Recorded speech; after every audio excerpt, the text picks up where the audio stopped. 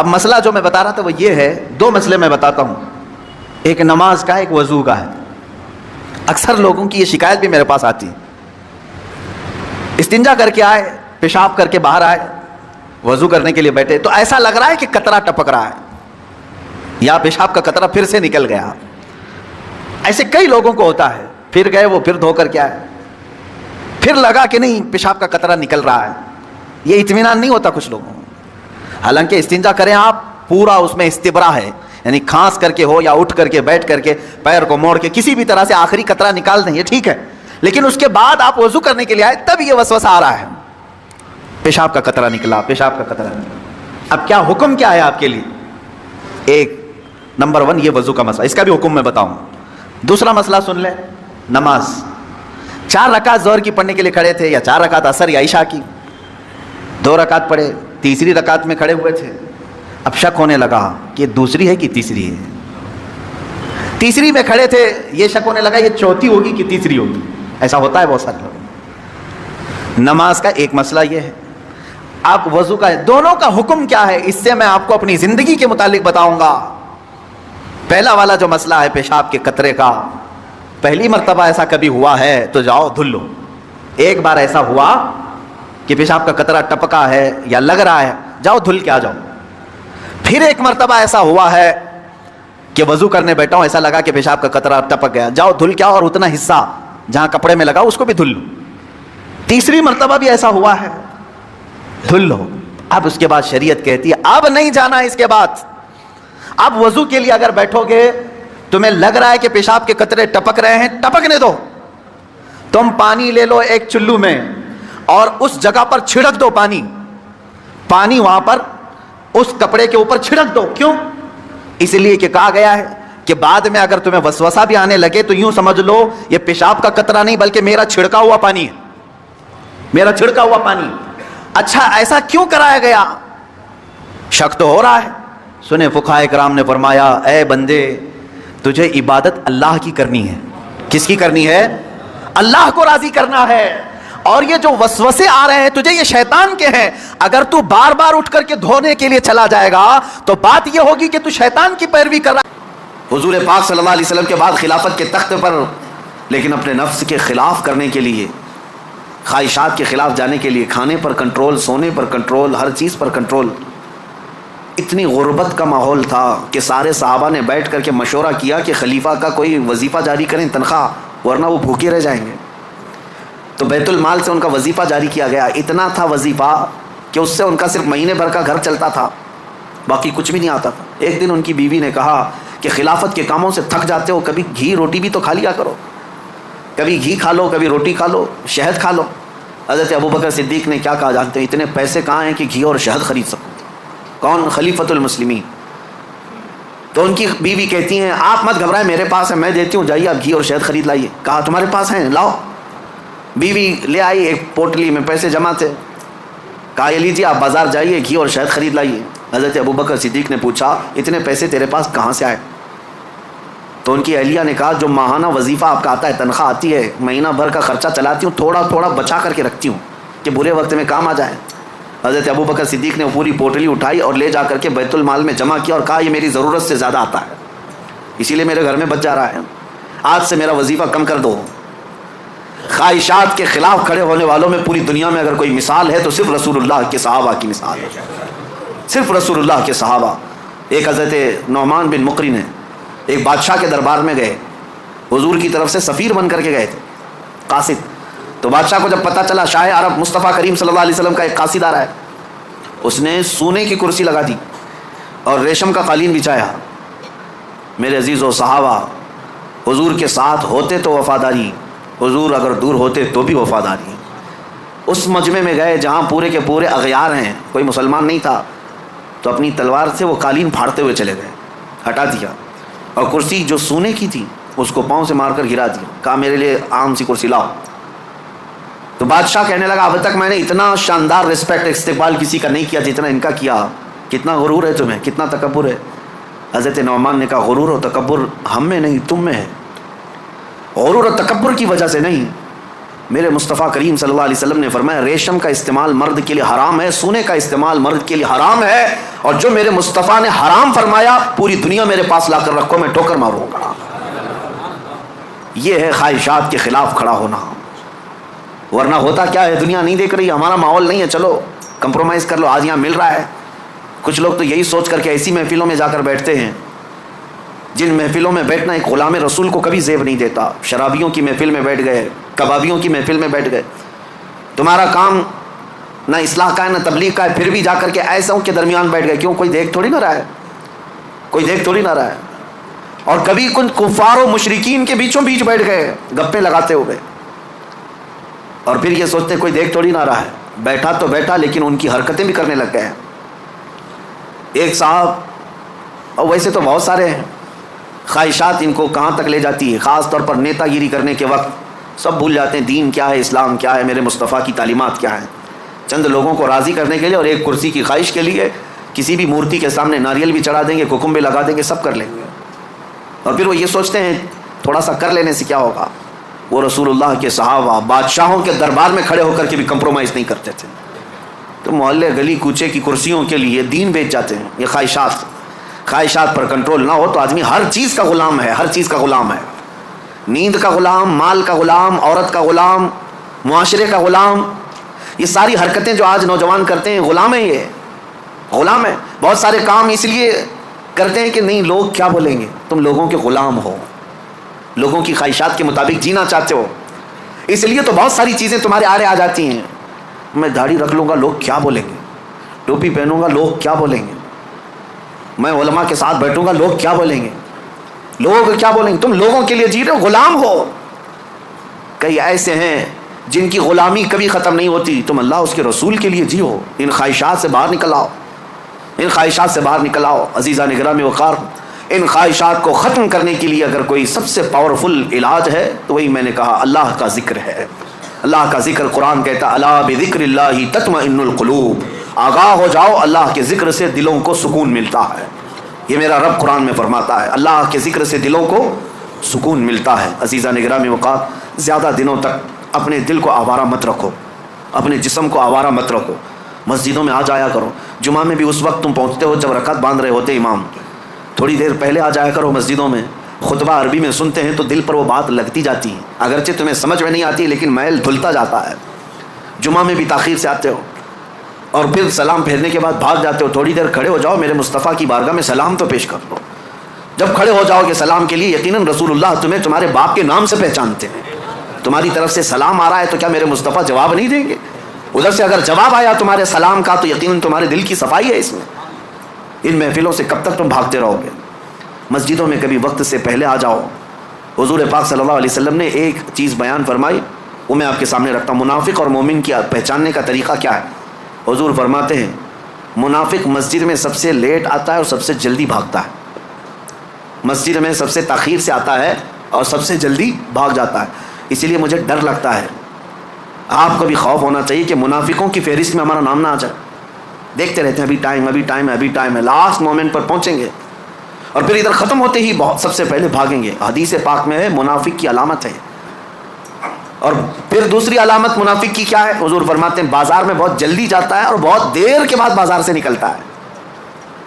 काफ़ी देर तक shopping mall में वक्त गुजारेगा, उसका दिल लगता है वहाँ पर, मार्केट में शॉपिंग मॉल में घूमता रहेगा, बहुत जल्दी मार्केट में जाएगा और बहुत देर से निकलेगा। मेरे अजीज़ों, ये मुनाफिक की पहचान और दिल काला होने की अलामत। और मोमिन की पहचान मेरे आका फरमाते हैं मस्जिद में जल्दी आता है और देर से जाता है। बाज़ार में सिर्फ अपने काम के हद तक जाता है और फ़ौरन वहाँ से भाग जाता है। मोमिन की पहचान है। इसलिए मेरी ये नसीहत है नौजवानों को कि ज़िक्र की मजलिस कायम करो। ज़्यादा देर तक अपने दिल को आज़ाद मत छोड़ो, ज़्यादा देर तक दिल को आज़ाद मत छोड़ो, वरना ये ख्वाहिशात तुम्हें बहुत दूर तक ले जाएंगे। दिल बोझल हो जाएगा, दिल सख्त हो जाएगा, दिल काला हो जाएगा। देखना ज़माना हो गया आंखें रोती नहीं आज अल्लाह की याद में, रब तबारक व तआला की याद में रोते हो कभी? दिल सख्त हो गया है। हुज़ूर पाक सल्लल्लाहु अलैहि वसल्लम की जुदाई और उनकी दूरी कभी तुम्हें रुलाती है? मौत आने वाली है, क्या वो कब्र की सख्तियाँ और उसकी तन्हाइयाँ तुम्हें कभी रुलाती हैं? सोच के रोते हो कि क्या होगा मेरी कब्र में, जब मुझे टाइट बांध करके लोग छोड़कर चले जाएंगे? क्या होगा मेरे साथ जब ऊपर नज़रें उठाऊंगा तो तख्तियाँ बंद नज़र आएंगी? घुटन महसूस होगी कब्र में, क्या होगा? इस याद से कभी आंखें रोती हैं?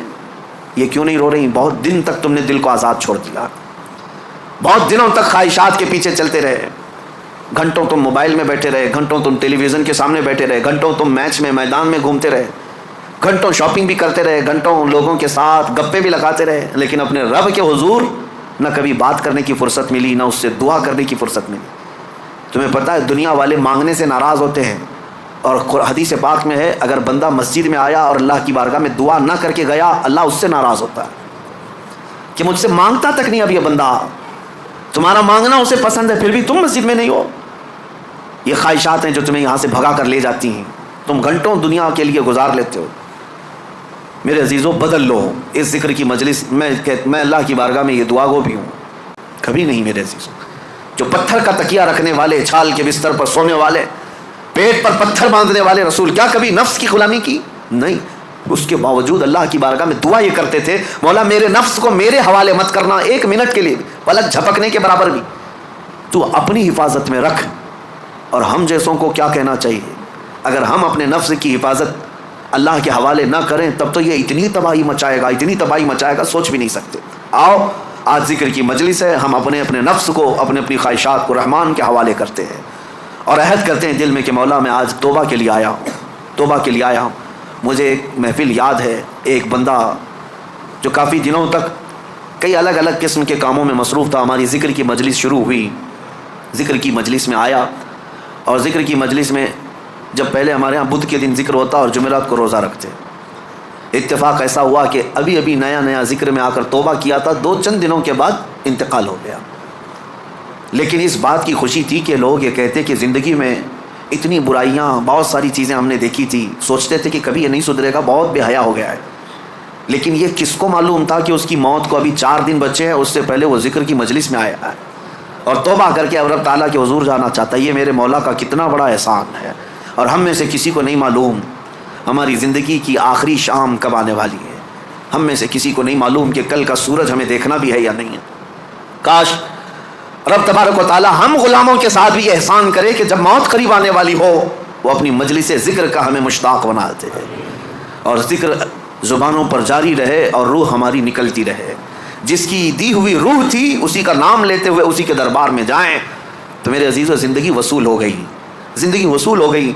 लेकिन कुछ को तो देखा गया बरसों नमाज पढ़ते रहे, शैतान गालिब आया, नफ्स गालिब आया और ऐसी बेहयाइयों में लग गए और गुनाहों पर उनकी मौत आई। ये भी है, मेरे आका ने फरमाया तकदीर का लिखा गालिब आ जाता है, आखिर वक्त किसका किस तरह से आता है पता नहीं। लगे रहो इन मजलिसों से और अपने दिल को साफ़ करने में लगे रहो। नबी पाक सल्लल्लाहु अलैहि वसल्लम की बारगाह में मैं अरीज़ा पेश करता हूँ, या रसूल अल्लाह तू जो चाहे तो मैल मेरे दिल के धुले, हबीबी आकाई मौलाई मलजाई, तू जो चाहे तो मैल मेरे दिल के धुले, कि खुदा दिल नहीं करता कभी मैला तेरा, एक मैं क्या मेरे इसियाँ की हकीकत कितनी, मुझसे 100 लाख को काफ़ी है इशारा तेरा। एक बार वो मुस्तफ़ा इशारा कर दें, मेरे एक के गुनाह कितने होंगे, लाखों लोगों के गुनाहों को अल्लाह ताला माफ़ फरमाएगा।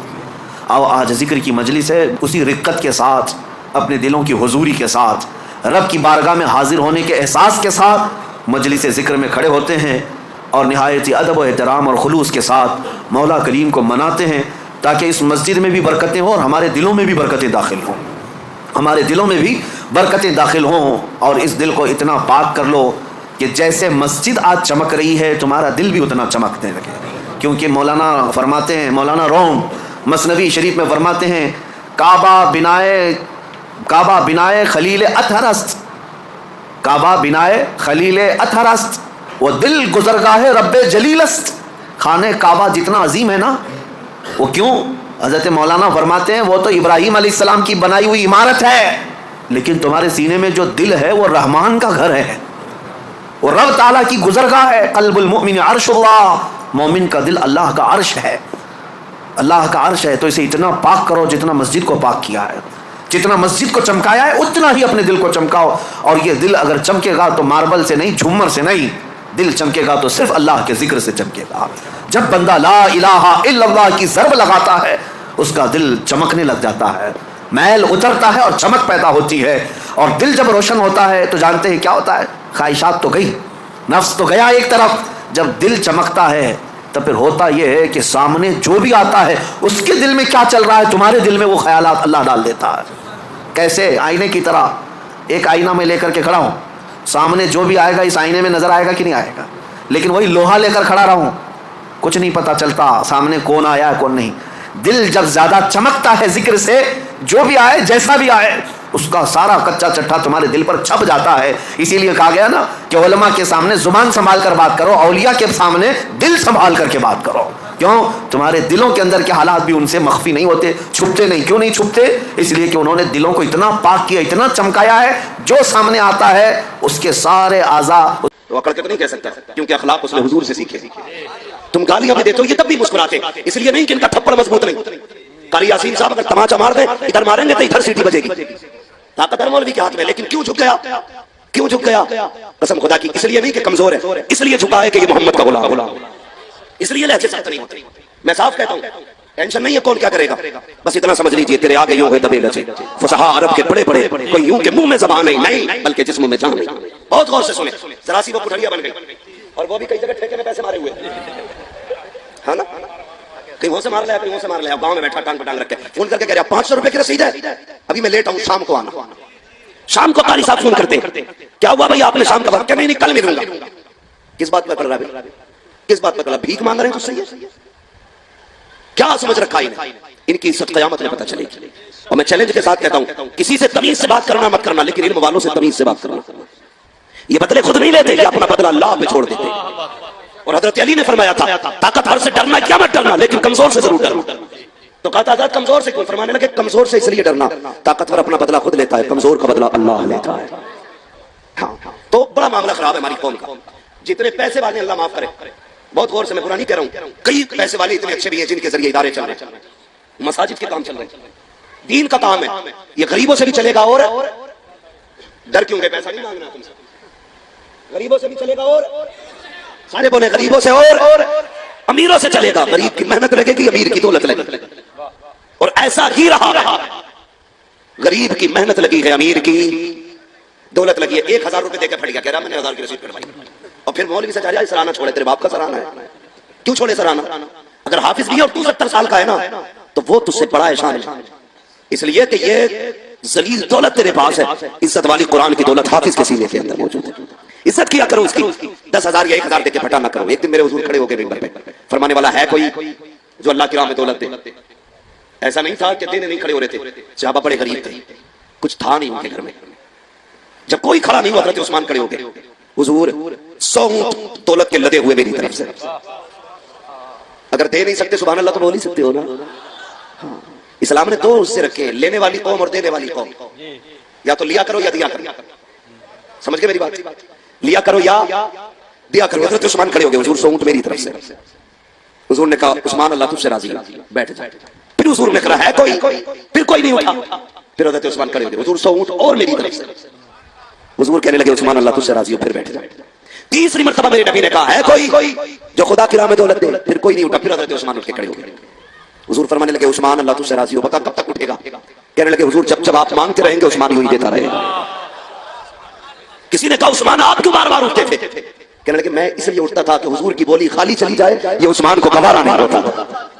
ये है हुजूर के चाहने वाले, और ये थोड़ी फोन करके कह आके ले जाओ, आ जाना जो मेरा रात के दिन अभी पैसा नहीं है, वक्त नहीं, दौलत संभाल के रखा करो। अगर तेरा लहजा मौलवी के आगे ऊंचा हो गया, होश में बात करना, होश में। अगर अल्लाह नाराज हो गया, कितनी भी दौलत तेरे पास है, आईसीयू में डाल करके तेरे मुंह पे ऑक्सीजन का छींका लगाएगा और तुझे तेरी औकात याद दिलाएगा। उस वक्त तेरे मुंह पे ऑक्सीजन लगी होगी, तेरा चगा भी आएगा, तेरे चचेरे भी तुझे देखने आएंगे, लेकिन तू किसी से बात नहीं कर सकता होगा, अपनी मर्जी के मुताबिक मांग नहीं सकता, बोल नहीं सकता, सिर्फ रोएगा रोएगा। उस वक्त तुझे एहसास होगा आज तेरी पावर किधर गई है। मसीहत का नकीब आवाज देगा, देख मैंने कहा था इन कुरान वालों से लहजे संभाल के बात करना, इनकी इज्जत का ख्याल करना। तुझे दौलत पे घमंड था, लगा पैसा जो तुझे 1 मिनट के लिए बोलने की ताकत है, पूरा पूरे बैंक मैनेजरों को जो तुझे 2 मिनट बोलने की ताकत देते, सारी दौलत हरी रह जाएगी, बोल नहीं पाएगा, सिसका सिसका के मौत देगा। कोई तुझे आसानी से सिसकी बल्कि मौत देने नहीं आएगा। मैं कहता हूँ आज ले उनकी पना, आज मदद मांग उनसे, कल न माने के कयामत में आकर मान गया। लहजे संभाल के बात करना। अगर कुरान वाले फोन करें, खुद चल के आ जा, मदरसे के शहर में आ, जनाब मेरी तरफ से कबूल हो, ये मेरी तरफ से कबूल हो, खुदा की कसम खा के कहता हूँ, अगर तेरे लहजे, तेरा अंदाज, तेरी कुरान से मोहब्बत रब की बारगाह में कबूल हो गई तो सिसक के नहीं मरेगा,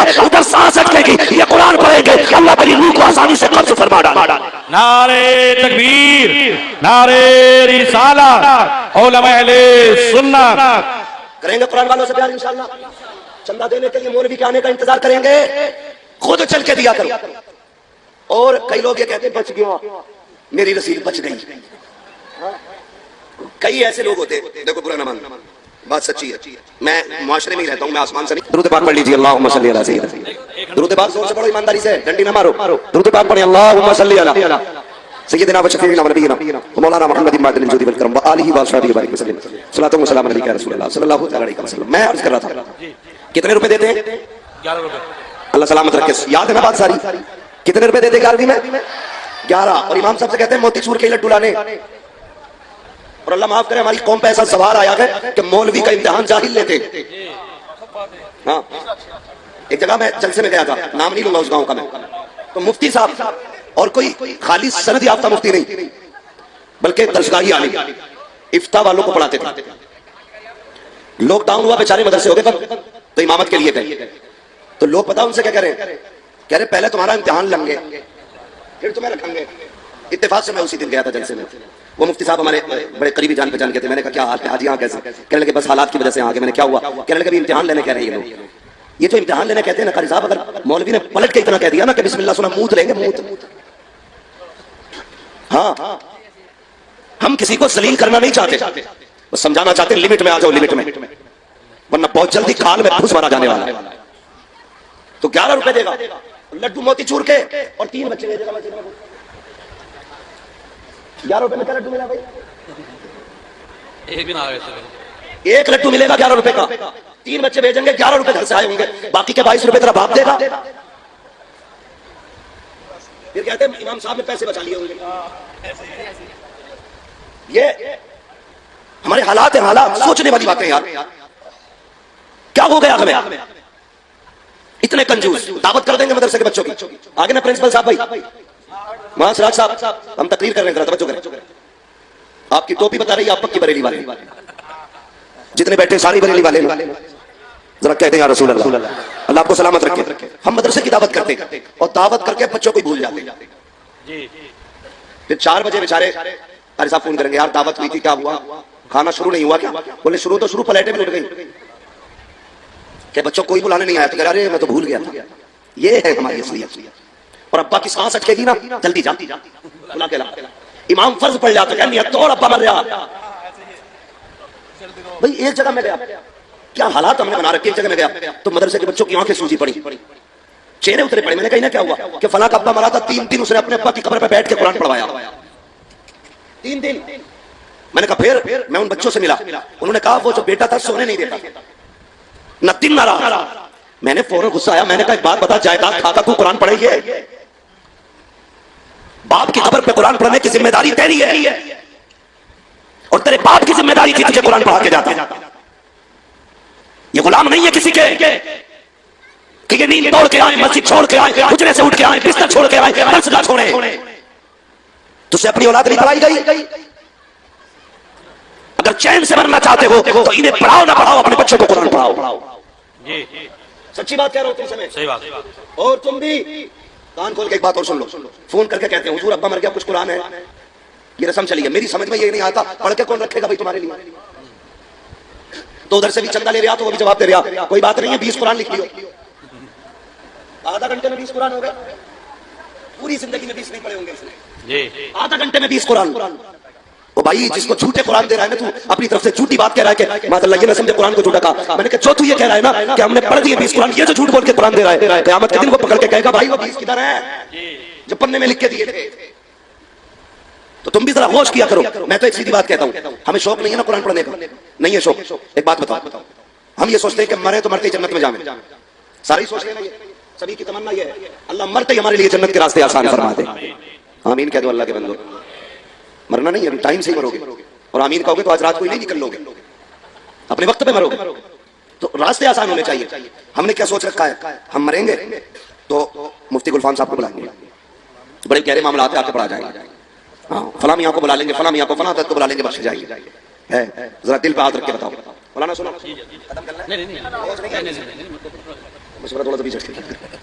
तवज्जो सुने मेरी बात, बस मैं जो समझाना चाहता हूँ, मैं बात खत्म करने लगा। पाए मुरालंगे ने इस मुल्क के खुदा तंग है। बहुत गौर से मेरी बात सुनिए, कोई भी नमाज जनाजा पढ़ाने आए, क्या बाप के सीने में जो बेटे की मोहब्बत होगी वो किसी और के सीने में होगी? बोले सारे, बाप की मोहब्बत जो बेटे के सीने में होगी किसी और के सीने में? आप मुझे बुला लोगे नमाज जनाजा पढ़ाने के लिए, मैं कहूंगा अच्छा आदमी है यार, अच्छा खाना खिलाया था, बढ़िया नाश्ता कराया था, दुआ सलाम रखता था, 2000 रुपए महीना तनख्वाह में देता था, 4000 की रसीद थी साल भर की, इतना ही सोच के मैं आऊंगा अल्लाहु अकबर। जो पढ़ना है पढ़ा, अस्सलाम वालेकुम वरहमतुल्लाह, अस्सलाम वालेकुम वरहमतुल्लाह, छुट्टी। मगर दिल पे हाथ रख के बता, जनाजे में बाप लेटा हो, मुसल्ले पे बेटा खड़ा हो, तो क्या वो भी ऐसे पढ़ाएगा जैसे मैं पढ़ाऊंगा? जब वो खड़ा होगा सामने बाप लेटा होगा, उसके दिल में कौन सा ख्याल ना आएगा? रोते कहेगा मालिक ये वो लेटा है जिसने मजदूरियां की, मुझे कुरान से दूर न रहने दिया, जिसने लोगों के घर में जाके धक्के खाए लेकिन मुझे कुरान सिखाया। ये वो लेटा है जनाजे में मालिक जो खुद तो पसीने में डूबता रहा लेकिन मुझे कुरान से दूर ना होने दिया। ए मेरे परवरदिगार, आज के दिन के लिए इसने मुझे कुरान पढ़ाया था, कभी मुझसे कमाई की तमन्ना नहीं की थी। ए मेरे मालिक, मेरे बाप की मग़फ़िरत फरमा दे। जब बेटा रो के इतना कहेगा, नीयत के लिए हाथ उठाएगा, इधर रब की सना ज़बान पे आएगी, पलकों पे आंसू आएंगे, वो इतना करीम ख्याल, रात भर दरवाजा खटखटाओ, अरे अमीर दरवाजा ना खोले मगर पी की पल के उसे दिखा दो, उसकी रहमतें बरस जाया करती है। अगर बाप की नमाज़े जनाजा बेटा रो के पढ़ाएगा, कोई बख्शा जाए ना बख्शा जाए, खुदा की कसम मेरा ईमान कहता है इसके आंसुओं के सदक़े में अल्लाह इसके बाप को जन्नती हकदार बना डालेगा। नारे तकबीर, नारे रिसालत, उलमा अहले सुन्नत, हज़रत अल्लामा मौलाना मुफ्ती हम्माद साहब किबला। ये मदरसा चल रहा है ना, अल्लाह आपको सलामत रखे। बहुत गौर से बस बात सुन ले। हमारे यहाँ मैयत होती है तो क्या करते हैं हम लोग? सबसे पहले क्या करते हैं? सबसे पहले रोते, उसके बाद उठ के मसाला खाता तो मसाला मुंह में डालेगा, बीड़ी पीता तो बीड़ी पिएगा, उसके बाद कहेगा कफन किधर मिलता, जहां से कफन लाएगा वहीं से पेटी लाएगा, पेटी पे लिख देगा बराए इसाले सवाब कारी मोहम्मद अली रज़वी, तो जो है ना कारी साहब, लिख देगा बराए इसाले सवाब फला प्रधान, लिख दिया जाता है। बस पेटी रख गई मस्जिद में, अपना खोलने वाला ना उसे पढ़ने वाला, सारी भीड़ की चाल चल रही है। पेटियां इतनी हो गई, पढ़ने वाले इतने पूरे गांव में नहीं है। कई जगह पे मुसल्लों तक पेटी आ गई, मुसल्लों तक इमाम का मुसल्ला तब इसमें आ गया, पेटी कम नहीं हो रही। पढ़ने वाला कोई नहीं, कीमत लग गई पेटियों को। अगर इसाले सवाब ही मकसूद है, जब मस्जिदों में पेटियां पहले से रखी है, पढ़ने वाला नहीं है, बाप का इंतकाल हुआ है, कफन लेने जा रहा है, तो खाली कफन लेने ना जा, बल्कि सीधा मदरसे में आप पूछ इन मदरसा चलाने वालों से, बताओ तो सही यहाँ कुरान वाले रहते हैं, यहाँ फ्रिज का इंतजाम है कि नहीं, कूलर का इंतजाम है कि नहीं, पंखा है कि नहीं, ये जो बैठ के कुरान पढ़ते हैं उस जगह पे हवा लगती है कि नहीं? अगर तुझे महसूस हो कि इन बच्चों के लिए अरबा के लिए ठंडा पानी होना चाहिए, जहां से कफन लेके आए वहीं से फ्रिज लेके आ जा, जहां से कफन लेके आए वहां से कूलर लेके आ जा, जहां से कफन लेके आए वहां से पंखा लेके आ जा, कुरान वालों के लिए लगवा दे। मैं नहीं जानता तेरे बाप के इंतकाल के बाद साल भर के बाद कोई दुआ के लिए हाथ उठाएगा कि नहीं, कोई बख्शिश की तलब करेगा कि नहीं, लेकिन दावे के साथ कहता हूं अगर तुमने इस इदारे के अंदर एक पंखा लगवा दिया, कूलर लगवा दिया, एसी का इंतजाम करा दिया, कोई दुआ करे ना करे, अगर इसके नीचे बैठ करके कोई कुरान पढ़ेगा, उधर हवा का रोंड आएगा, पंखे से हवा निकलेगी, हाफिज कुरान के बदन को लगेगी, खुदा की कसम खा के कहता हूं हाफिज कुरान का बदन उधर ठंडा बाद में होगा। अल्लाह तेरे बाप की कब्र को पहले अपने करम से ठंडा फरमा दे। ओ भाई आदत बना लो, नमाज की आदत बना लो। अल्लाह की कसम लोग जनाजे में ढूंढते कोई कांधा दे, लेकिन अगर शराफत की मौत, इज्जत की मौत, ईमान की मौत मर गए ना, तो फिर लोग जनाजा ढूंढेंगे कि कांधा किधर से देना, कांधा किधर से देना। लेकिन तकलीफ होती है, तकलीफ होती है। और हम हालात से दो चार है कि नहीं? हालात से इतने दो चार है, पूरी उम्मत परेशान है, सारे लोग परेशान है, सोच रहे यार क्या किया जाए, क्या किया जाए। हर तरफ से ज्यादती हो रही है, हर तरफ से मुसलमान पिस रहे। क्यों पिस रहे? कभी गौर किया हमने? ठीक है, अगर कोई काम हो जाए ना तो लोग कहते हैं बल्ले बल्ले हो गई, अगर नुकसान हो जाए तो कहते हैं जिम्मेदार मौलवी है, नुकसान का जिम्मेदार मौलवी, और जितने भलाई होती है उसका क्रेडिट आपको जाता है। नुकसान का जिम्मेदार मौलवी, कितनी आसानी से कहती है मौलवी खा गए कौम को, लूट लिया मौलवियों ने कौम को। नहीं, खुदा की कसम ये जुमला ना बोला। आज जो चेहरों पे दाढ़ियां सलामत है ना, जिब्रील ने नहीं समझाया, इन्हीं मौलवियों ने आके बताया हुजूर की सुन्नत है, हुजूर की सुन्नत है। इतना बड़ा मजमा बैठा, ये बताओ क्या सिर्फ हमारी जिम्मेदारी है हुजूर की उम्मत को देखने की? सबकी जिम्मेदारी है ना? जितनों ने कलमा पढ़ा है सब बराबर के शरीक है, सारे शरीक है ना? जब सारे जिम्मेदार हैं तो हम कितनी जिम्मेदारियां निभा रहे हैं? गौर करें, सारे लोग बैठे, इतना बड़ा मजमा। मैं आपका वक्त जाहिर नहीं करना चाहता, मुझे नहीं बताना मैं कितने सफर करता हूं, कैसे चल के आया, नहीं बात करनी, बस जरूरी बात है आपसे करनी है। ये मौके जिंदगी में बार बार आया नहीं करते। आज बैठे हो ना, ये सोच के मत बैठना कल देखेंगे मौलवी बताएंगे भाई कुर्सी हिला के चला गया, एक ने तो गुस्से में माइक फेंक दिया था, अजीब तकरीरें लोग कर जाते हैं। हाँ, मैं माइक फेंकने नहीं आया, बस मैं एक बात समझाने आया। हम लोग यहाँ जमाए ना बैठे, आज हुजूर के नाम पे इकट्ठे हुए, हमें जिंदगी की वो कमियां तलाश करनी है जिनकी वजह से हम बर्बाद हो रहे हैं, बर्बाद हो रहे हैं, जिनकी वजह से इतनी आसानी से कहकर दामन झाड़ लेने से काम नहीं चलेगा कि जिम्मेदार मौलवी हैं। चलो मैं मानता हूँ जिम्मेदार मौलवी है, लेकिन आपने मौलवी को कितना माना है? खुद भी बताओ कितना माना आपने? कभी याद आते हैं इमाम मौलवी कुरान वाले, तब याद आते हैं जब अब्बा की नियत हो जाए, तीजा हो, बसी हो, 40वां हो, तब कुरान वाले याद आते। क्या तूने बेटे के निकाह की तारीख मुकर्रर करते वक्त मौलवी से राय ली कि कौन सा दिन अफजल है? चांद की किन तारीखों में बेटे का निकाह करे तो बेहतर होगा? कभी मशवरा लिया? नहीं जी। इसलिए नहीं पूछते मौलवी से। मौलवी आएगा तो कहेगा डीजे मत बजाना, मौलवी आएगा तो कहेगा बाजा बजेगा तो मैं नहीं आऊंगा। और अम्मा माफ करे, अल्लाह माफ करे, अम्मा भी कह रही है अगर बाजा ना बजाना तो लोंडे की बारात नहीं मैयत लगेगी, ये जरूर बजेगा।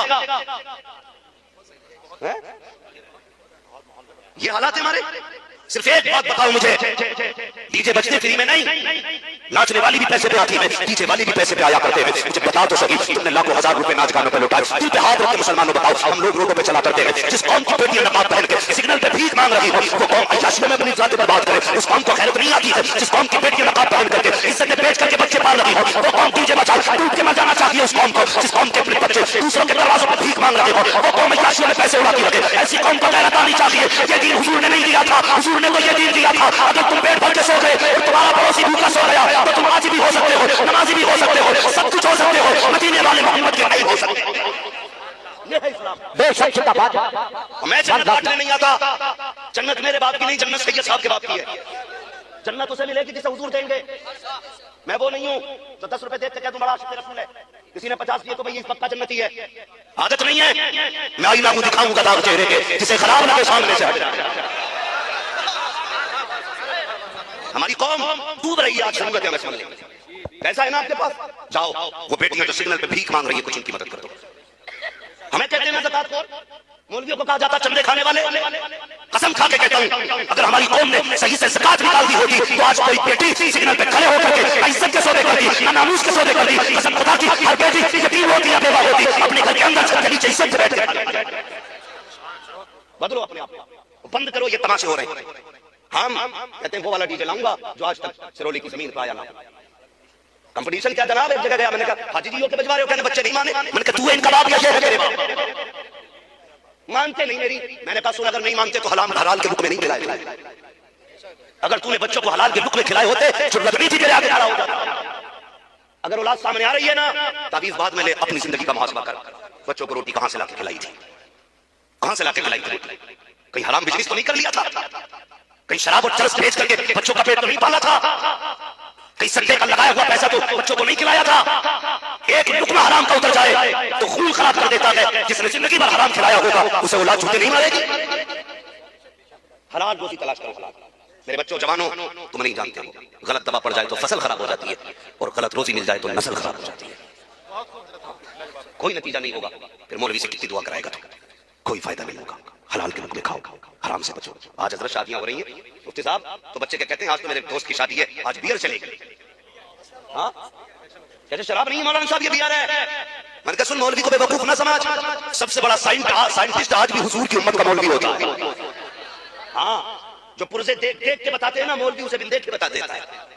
हमें ना समझा किसमें कितना नशा है, हमें बेवकूफ ना समझिए कि मौलवी साहब ये बियर है इसमें नशा नहीं होता है। और यार बता तो सकी, तूने भी हुजूर का कलमा पढ़ा है, मैंने भी हुजूर का कलमा पढ़ा है। लोग कहते हैं छुट्टी नहीं है, मैं कहूं कैसे नहीं छुट्टी है? मुझे हुजूर के नाम की गैरत नहीं आती, हुजूर के कलमे की गैरत नहीं आती। कैसे नौजवान हो, कैसे क़यामत में हुजूर को मुंह दिखाओगे? एक बात है कि आखिरी कील ठोकना चाहता हूं, यार जवानों छोड़ दो शराब को, हट जाओ नशे से। ये वही शराब है जिसने करबला में हुसैन का घराना तबाह किया है। ये वही शराब है जिसको पीकर के अकबर के बच्ची मारी गई थी। ये वही शराब है जिसको पीकर के असगर के तीर मारा गया था। ये वही शराब है, हुसैन का गला काटने वाले शराबी थे। ये वही शराब है जिसके पीने वालों ने खेमे चलाए थे नबी के घर वालों के। ये वही शराब है जिसके आदि थे, नबी का घर लूट लिया था। आज तुम्हारे घर आ गई है, मैं ये तुम्हें रखने देगी ना तुम्हारी नस्लों को।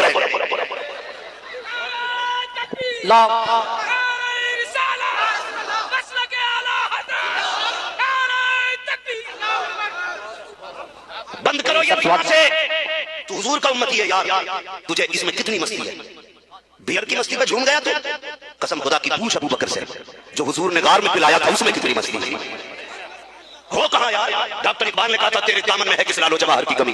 तू किसी और के दामन की तरफ क्यों देखे? तुझे शराब से इतना प्यार है जो नापाक है, खुदा ने तेरे लिए जन्नत में शराब तहूर का इंतजाम रखा है। क्यों पी रखे हो इस पेशाब से ज्यादा बुरी चीज? थूक दो इस पे। तुम्हें क्या लगता तुम ज्यादा ब्रांडेड पीते हो? तुमसे ज्यादा ब्रांडेड तो सहाबा पिया करते थे। लेकिन जब हुजूर ने कहा हराम, तो शराब नालियों में ऐसे तैर रही थी जैसे पानी बहता। यहूदियों ने कहा था क्या मसला है, इतनी कीमती शराब नालियों में बहा रहे हो। सहाबा ने कहा था मेरे हुजूर ने इसको नापसंद फरमा दिया है, इसलिए अब हम इसको घर में नहीं रखेंगे। तब यहूदियों ने कहा था अरे क्या करोगे बहा करके, इसको बेच दो बिक जाएगी, कीमत से फायदा उठा लेना। तब गुलामों ने कहा था तुम नहीं जानते हो, अरे जिस चीज को मुस्तफा नजरों से गिरा देते हैं हम उसकी कीमत भी नहीं संभाला करते हैं। जो नबी को पसंद नहीं है वो हमें भी पसंद नहीं है।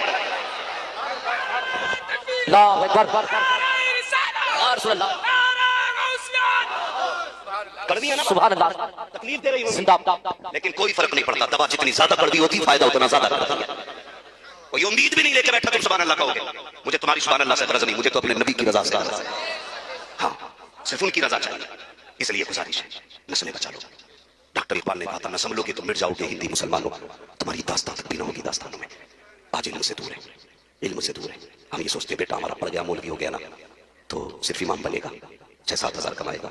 चलो मान लो 6-7 हज़ार कमाएगा, उठे जो महीने में लाखों का बिजनेस करता है और देखे इन 5 हज़ार वालों से कपड़े मिला के दिखाएगा। हम बताते तेरे कपड़ों में ज्यादा दाग है या मुस्तफा के दीन के वारिस के कपड़ों में ज्यादा दाग है।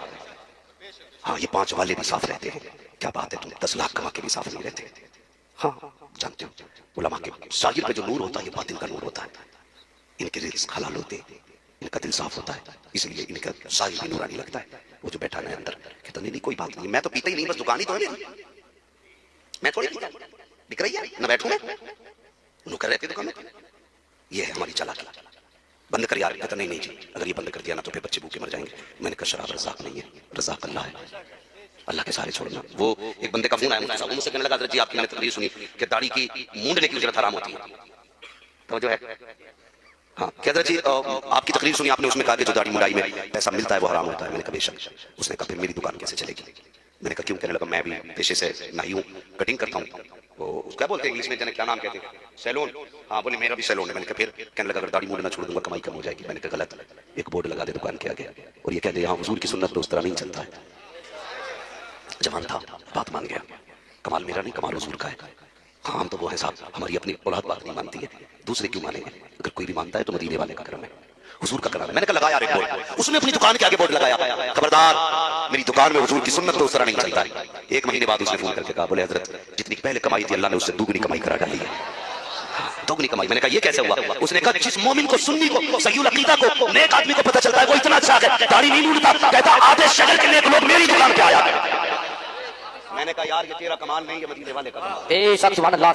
तो ये है, आप नियत तो करो ना, फिर अल्लाह बरकत देता है, अल्लाह बरकत देता है। लेकिन हमारे यहाँ सट्टा भी खूब है, शराब भी खूब है, सारी चीजें खूब है, निकल जाओ इससे। क्या समझते हो ये जो घर तोड़ने के नंबर है, ये तो मुसीबतें हम पे आ रही हैं, क्या समझते हो सिर्फ हम पे जुल्म है? हमारे अपने अमाल है, अपने अमाल है। जो कौम, इतने लोग बैठे, हाथ नहीं उठाऊंगा, खुद मुहासबा करने जो मैं कहने लगा। हम में से कितने ऐसे लोग हैं जिन्होंने आज पूरे दिन में पुराने एक बार भी खोल के नहीं देखा?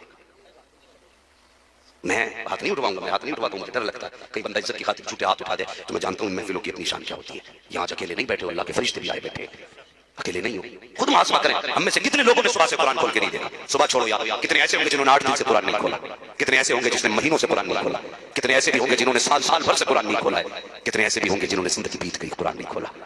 यार कुरान सिर्फ बख्शिश के लिए नहीं आया था, सिर्फ जादू उतारने नहीं आया था, सिर्फ मुर्दे बख्शवाने नहीं आया था। कुरान तेरे लिए जिंदगी का सबक बन के आया था, कुरान तेरी जिंदगी की रोशनी बन के आया था।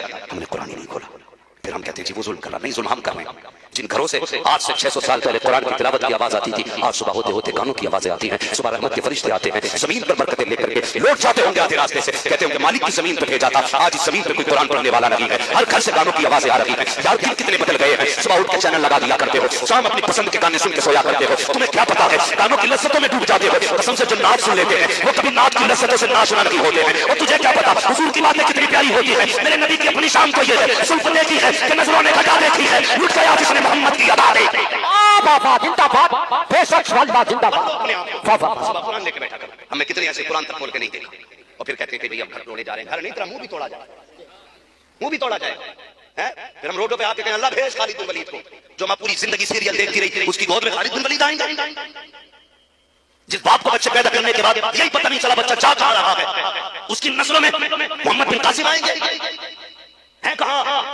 कहीं भी जाओ बाप की अजमत बयान कर देना। क्यों? बाप की अजमत है, औलाद की जिम्मेदारी नहीं है। औलाद की भी जिम्मेदारियां, पर मैं औलाद पैदा हो तो अच्छा नाम रखूं, ये लाजिम है बाप पे। फिर उसको अच्छी तालीम दे, ये भी लाजिम है बाप पे। जहां उससे पूछा जाएगा अब्बा को कंबल दिया था कि नहीं, बाप से भी पूछा जाएगा तूने औलाद को अच्छी तालीम दी थी कि नहीं। बचना नहीं है, ये याद रख लेना। अगर ये समझ रखा है कि जन्नत पलट करने वाला है तो मुझे भी बताओ कहां बट रही है। तुमसे पहले मैं फ्री की लेने जाऊंगा। जन्नत इतनी सस्ती होती तो बिलाल कभी कोड़े ना खाते। हाँ, जन्नत इतनी सस्ती होती तो जुमैरा की आंखें ना निकाली जाती। जन्नत इतनी सस्ती होती तो सुमैया को बीच से चीरा ना जाता। पूछ जन्नत कितनी सस्ती है, कसम खुदा की जान देकर भी कभी कभी मैसर नहीं होती, इतनी महंगी है जन्नत, इतनी महंगी है जन्नत। कोई मुसाफा करके कह दे तू जन्नती है तो ख्याल करना, आईने के आगे खड़े होकर देखना मैंने इतने गरीबों का गला घोट के इतना पैसा लिया है, मैं जन्नती हूँ? पूछना कभी अपने आप से, पूछना कि मैंने हराम के इतने लुक़्मे खाए में जा सकता हूँ जन्नत में? अल्लाह पूछेगा नहीं? कितनी आसानी से लोग कह देते अरे सब बख्शे जाएंगे, तुझे क्या लगता है सारे बख्शे जाएंगे? जहां मुफ्ती साहब खड़े होंगे वहीं पे एक शराबी खड़ा होगा क़यामत में। बताओ, जिसने पूरी जिंदगी किसी और पे निगाह न डाली हो, जहां पे वो खड़ा होगा वहीं पे किसी सिनाकार को खड़ा कर दिया जाएगा। कोई तो फर्क होगा ना, कोई तो हद होगी। इतनी सस्ती नहीं। जानते हो मेरे हुजूर ने क्या फरमाया था उम्मुल मोमिनीन, सच्चे बाप की सच्ची बेटी हजरत आयशा सिद्दीक़ा से? फरमाया था आयशा अगर क़यामत में खुदा ने करम ना किया तो समझ लेना कोई नहीं बख्शा जाएगा। किससे कहा था? उसकी बेटी से जिसको हुजूर ने कई बार जन्नत में बशारत दी और खुद महबूबे रब्बे कायनात है। इतनी बड़ी शान हज़रत आयशा सिद्दीक़ा की। नारे लगाओ मैं इनकार नहीं करता, लेकिन नारे सच्चे होने चाहिए, सच्चे होने चाहिए। कह रहा गौस का दामन नहीं छोड़ेंगे, घर जाके कह रहा पड़ोस की खेती नहीं छोड़ेंगे। हाँ, कुछ लोग तो हज़रत बकरे इसलिए लेते हैं कि बकरा ईद तक बरसी रहेगा, खूब चढ़ जाएंगे, खूब बिक जाएंगे। हाँ हज़रत बड़े चालाक लोग हैं, 3 बजे खोल देते, फजर में बांध देते, बरसी वाला सुबह को आता है 5 ऐसा नहीं हमारा तो बंदा पड़ा। ये हमारी नीयत है। और आ जाओ 11वीं का भी लंगर बटने लगे, प्लेट टूट जाएंगी, दांत टूट जाएंगे, ये जिंदगी हमारी, ये है हम। भाई हजरत आयशा सिद्दीक़ा से हुजूर ने कहा आयशा अगर रब ने करम न किया तो कोई नहीं बख्शा जाएगा। आयशा सिद्दीक़ा को बड़ा नाज था, मैं सिद्दीक़ की बेटी हूं, हुजूर की महबूबा हूं। हुजूर मैं भी नहीं, दिल पड़ता है। फरमाया हाँ आयशा तुम भी नहीं। फिर कहने लगी या रसूल अल्लाह पता कैसे चलेगा कि फंस गए या बच गए? हुजूर ने फरमाया आयशा अगर रब ने कह दिया ठहर तो समझ लेना फंस गए, और उसने अगर अपने कर्म की चादर डाल दी तो समझ लेना बच गए, बच गए। भाई बातें सारी अपनी जगह, अल्लाह चाहे तो इतनी से के बदले में बख्श दे, मगर जब वो पकड़ने पे आता है ना तो खाल उधेड़ देता है, खाल उधेड़ देता है।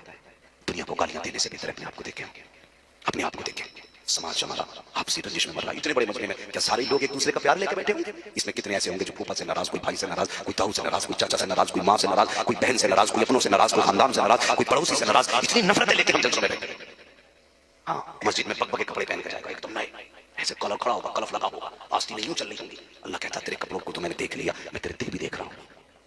यहाँ जो सजदे करने आया खाली कपड़े की सफेदी से काम नहीं चलेगा, थोड़ा दिल भी सफेद करके ला, दिल भी सफेद करके ला। दिल काले हो गए हमारे, हराम खा रहे हैं हम दिनों रात।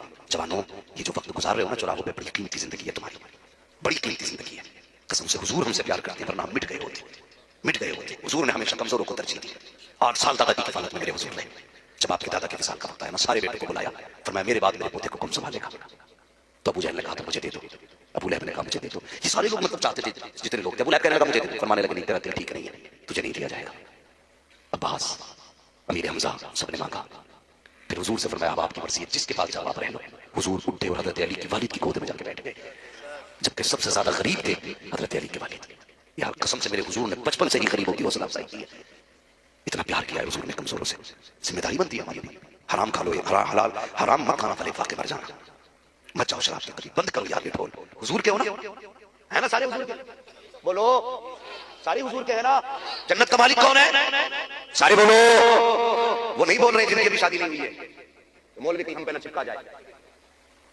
भाई शादी ब्याह होना निकाह किसकी सुन्नत है? और जोर से। ये बच्चे बैठे ना छोटे छोटे, अल्लाह इन्हें सलामत रखे। मैं कहता हूँ बच्चों को जलसों में लाया करो। अगर ये बचपन से जलसों में आएंगे ना तो कल आने वाले किसी जलसे की कमेटी के सदर बनकर दिखाएंगे।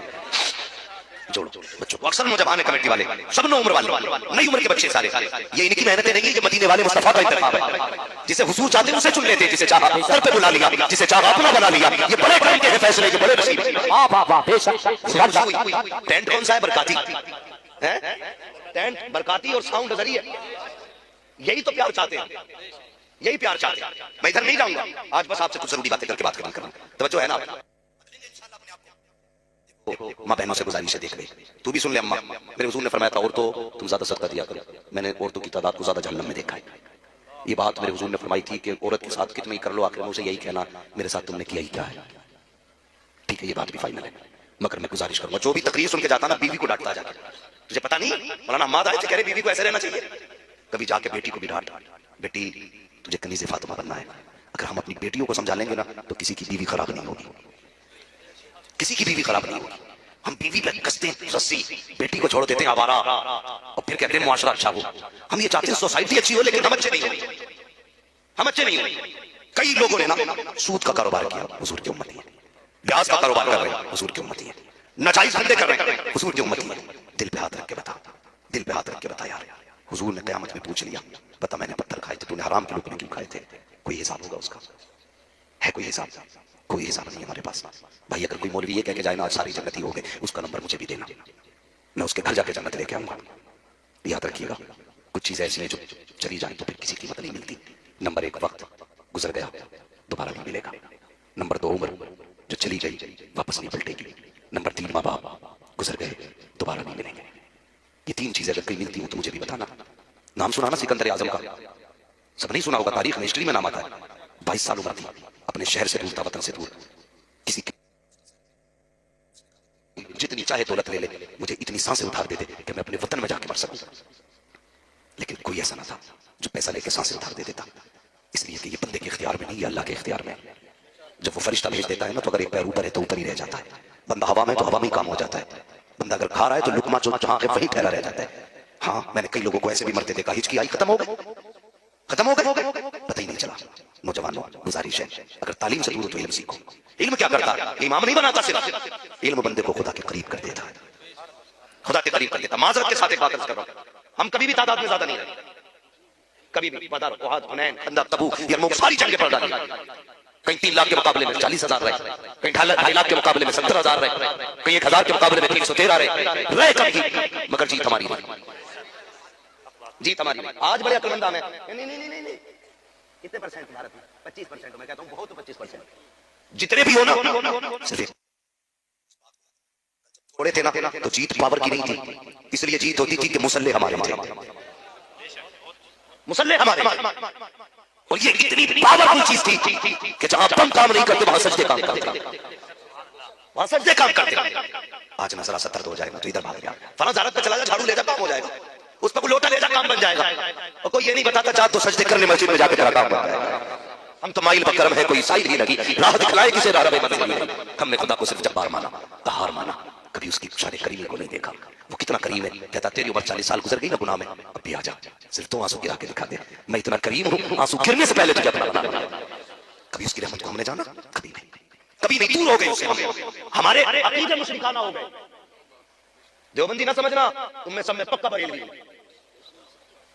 सारी शराब बेचने वाले मुसलमान क्यों होते? गैरत से नजर चुक गई थी हमारी, शर्म से नजर चुक गई थी हमारी। कौन जो शराब को पेशाब से पत्थर समझती है, सबसे ज्यादा वो बेच रहे थे। नहीं, रिस्क अल्लाह से मांगा करो, अल्लाह से मांगा करो, रज़ाक अल्लाह है, अल्लाह रोजी देने वाला है। हम लोग ना दुकानों पर बैठे बेच रहे हैं ना, जो बैठ करके तो जाके देख लो, जो खरीद रहा है ना उसका 100 ग्राम ज्यादा है, जो बेच रहा है, जो बेच रहा है ना तो उसका 1 किलो में 900 ग्राम निकल लिया। कितने गलत कर रहे हैं हम लोग। अल्लाह से दोस्ती करो, अल्लाह की रजा के लिए राजी रहो। कहते झूठ ना बोले बिजनेस नहीं चलेगा, झूठ बोलना मजबूरी। मैंने कहा दाढ़ी रख ले, कहने लगा नहीं बोलना बिजनेस करता हूं ना, मजबूरी है दाढ़ी रखनी, नहीं रखना। मैंने कहा क्यों? बोले झूठ भी बोलना पड़ता। मैंने कहा शर्म आती है यार, रज़ाक अल्लाह है और तू झूठ को भरोसा करके बैठा है कि झूठ से रोजी मिलती है। अल्लाह का सहारा लेके बैठ कर अल्लाह तुझे कितनी रोजी अता करता है। प्यार करो अपने रब से यार, रब भागने वाली साथ नहीं है, उससे भागना नहीं है, उसके करीब होना है। कहां तक भागोगे? जहां जाओगे अपने रब को पाओगे, हर जगह अपने रब को पाओगे। गरीबी भी आती है, मुफलिसी भी आती है, तंगदस्ती भी आती है, अल्लाह सारे दौर देता है। लेकिन इसका मतलब ये नहीं अपने रब को भूल जाओ, अपने रब को भूल जाओ, अपने रब को याद रखो, उससे मोहब्बत करो, उससे प्यार करो, रिश्ता मजबूत करो यार।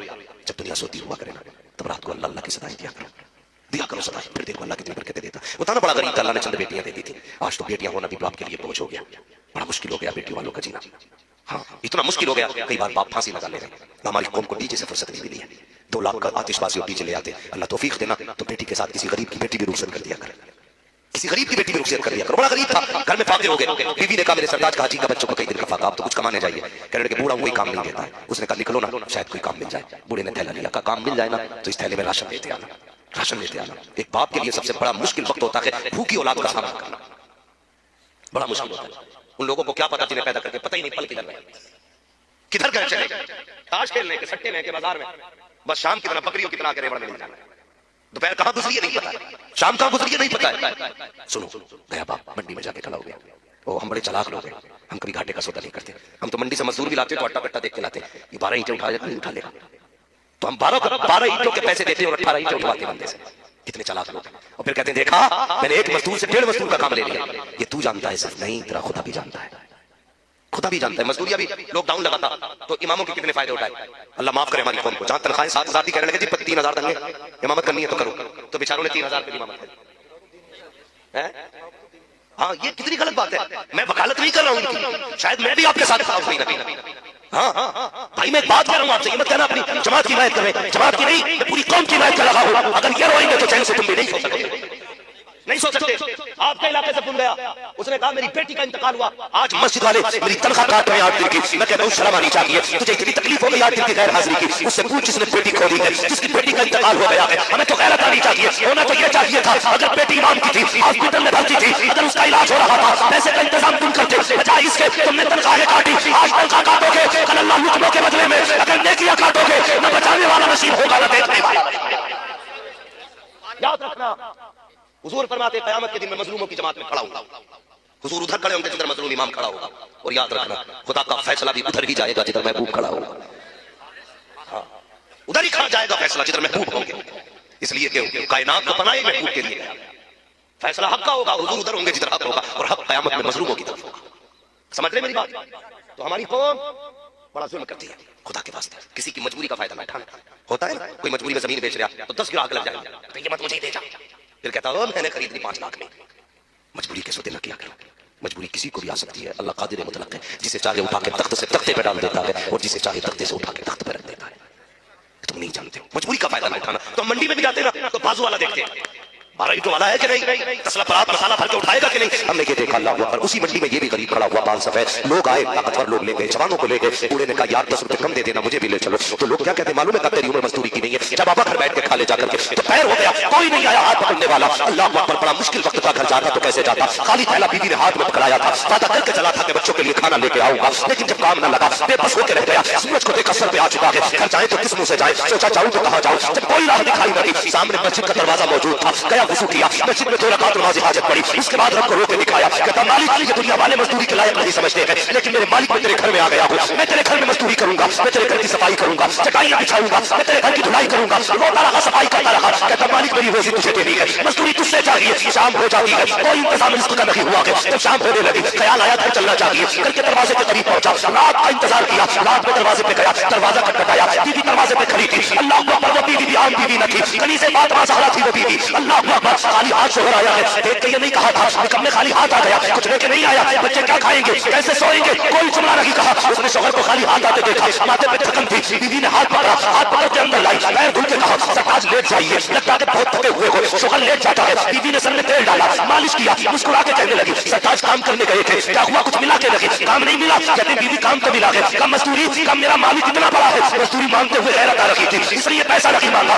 अल्लाह पर बीवी भी हयाओ वाली थी, बीवी भी मुस्तफा जाने रहमत की दिल की कलीज थी। उसने कहा कोई बात नहीं है। शोहर कहने लगा बीवी बता दो सही, बच्चों को क्या खिला के सुलाया है, जानते हो क्या कहा बीवी ने, कहा सरताज अगर रोटी रखी है तो क्या हुआ, अल्लाह की निमत पानी तो मौजूद था, मैंने बच्चों को गर्म पानी करके सुला दिया, बच्चे पानी पी के सो गए हैं। अगले दिन फिर निकला, फिर मस्जिद में बीवी ने फिर कहा शाम को आओ तो कुछ लेके आना, शाम को खाली हाथ आया, 2 दिन इसी तरह से आया। जब तीसरा दिन आया, बीवी ने शोहर में जाने लगा, तो बीवी कहती मेरे सरताज ठहरिए तो सही, कहा क्या बात है, आज अपने मालिक से इतना कह देना, 3 दिन की मजदूरी भले ना दे, कम से कम इतना कह देना, इतना दे दे मेरे बच्चों के एक वक्त के खाने का इंतजाम हो जाए। अपने मालिक से कह देना बच्चों की भूख देखी लगी जाती है, अपने मालिक से कह देना बच्चों के सूखे होठ नहीं देखे जाते हैं, अरे ना दे 3 दिन की मजदूरी, कम से कम इतना तो दे दे, एक वक्त बच्चों को खिला के सुला दिया जाए। यार शोहर की चीख निकल जाती है। जब जाने लगा, बीवी ने कहा शोहर ठहर तो सही, ये 3 दिन का वादा सही, अगर फिर भी मजदूरी ना मिले मेरे सरताज हराम के रुकने ना लेके आना, खाली हाथ आ जाना, लेकिन हराम की रोटी ना लाना। कहा किस लिए, कहा बच्चों को वाकई से मरना गवारा कर सकते हैं, हराम के रुकने इनके गलत से उतर जाए, ये गैरत वाली माओं को गवारा नहीं हो जाए।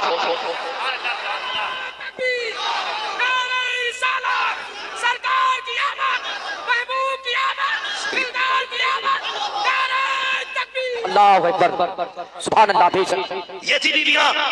आज शोहर न लाए ना कुछ, खाना तो छोड़िए, पसंद का सूट अगर न लाए तो कहती है तुझे अपने शौकों में पूरे करने में आग नहीं लगती है, मेरा एक सूट लाने में तुझमें आग लग गई। हाँ जब यहां से शुरू होती तो दे तलाक, दे तलाक। मुसलमान बहुत आगे की चीजें तीनों एक साथ छोड़ देता, फिर कहता मुफ्ती साहब कोई तो रास्ता निकाल लो, छोड़ी नहीं जा रही। क्यों? कलेजे फट रहे। पहले तलाक देते वक्त नहीं सोचा? याद रखो भाई, तलाक देने में जल्दी न किया करो। 7 बेटियां हो ना तो बाप को इतना बोझ नहीं लगता जितना एक बेटी तलाक का कागज घर लेके आती है तो बाप को बोझ लगता है। आसानी से तलाक न दिया करो, संभालो घरों को, बचाओ घरों को।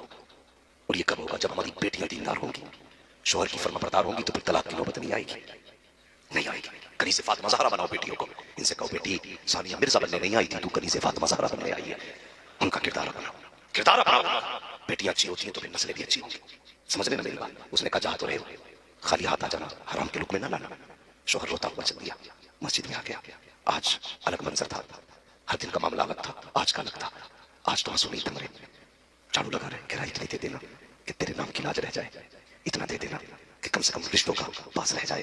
मालिक कितना दे देना। अब तक बीवी को समझाया कर, अब ना मान समझा सका ना तो मालिक सब्र का बंधन टूटेगा। हो सकता है मेरी बीवी तुझे कुछ कह दे, मेरे मालिक को बुरा कहेगी ना, मालिक मैं गवारा नहीं करूंगा, या अल्लाह इतना जरूर दे देना। रोता रहा, शाम हो गई। जब शाम चला ना, ख्याल आया यार रोज खाली थैला लेके जाता था, कुछ नहीं आज मिट्टी भर ली थैले में। कहता मैंने बेखुदी में थैले में मिट्टी भर ली और लेके चल दिया। कहता बस मैं क्या था, कदम आज उठ नहीं रहे थे, आज हिम्मत जवाब दे गई थी। अपना घर ऐसा लगता था जैसे कहाँ जा रहा हूँ। आज बच्चों का सामना करना मुश्किल था। कहता मैं दबा दबा डरा डरा चला, घर के दरवाजे के करीब आया। कहता मैं रुक गया, अंधेरा होगा तब जाऊंगा जब बच्चे सो जाएंगे। कहता मैं घर के करीब आके रुक गया, अंधेरा हो चुका था। मैंने देखा मेरे घर से धुआं उठ रहा है। जब मैंने धुआं उठता देखा ना, मैंने आंखों को मसलना शुरू किया, लगता है मैं किसी और के घर के करीब आ गया हूँ। मेरे घर में धुएं का क्या काम, मेरे घर में तो पकाने के लिए कोई चीज ही नहीं है, क्या होगा धुएं का? ये कहता आंखें मसल के मैंने देखा तो मुझे लगा घर तो मेरा ही है। कहने लगा फिर भी यकीन नहीं हुआ, मैं करीब गया, दीवारें नीचे थी, मैंने झांक के देखा ना, मेरे घर के आज सारे चूल्हे जल लगे हैं, कहीं पे कुछ बन रहा था, कहीं पे कुछ बन रहा था। कहता परेशान था, ये क्या मामला है? जैसे दरवाजे पे आया, बीवी दरवाजे पे हर दिन की तरह खड़ी थी। बीवी ने दरवाजा खोला, मैंने कदम रखा, उसने मेरा इस्तेमाल किया और इस्तेमाल करके कहती मुबारक होगा, क्या हुआ है? कल तुम्हारा मालिक बड़ा करीब है, कल किस लिए? आओ जरा हाथ पकड़ अंदर लेके गई। कहता मैंने चूल्हे पे देखा, तरह तरह के खानों की खुशबू थी। जब अंदर लेके गई तो नेमतों के ढेर लगे हुए थे। मैंने कहा ये कहां से आ गया? जो देने वाला आया था उसने कहा था ये उसने भेजा है, जहां पे तेरा शोहर मजदूरी किया करता है। अल्लाह को बड़ी तरह सुना, सत्ते में गिर गया, सत्ता करके उठ के कहने लगा बीवी बता तो सही, सिर्फ नेमतें भेजी है या कोई पैगाम भी भिजवाया है? तो बीवी ने कहा था देने वाला जो आया था कह के गया था कि मालिक ने कहा है अपने शोहर से कह देना तुम मेहनत में कमी मत करना, हम कभी मजदूरी में कमी नहीं कर सकते।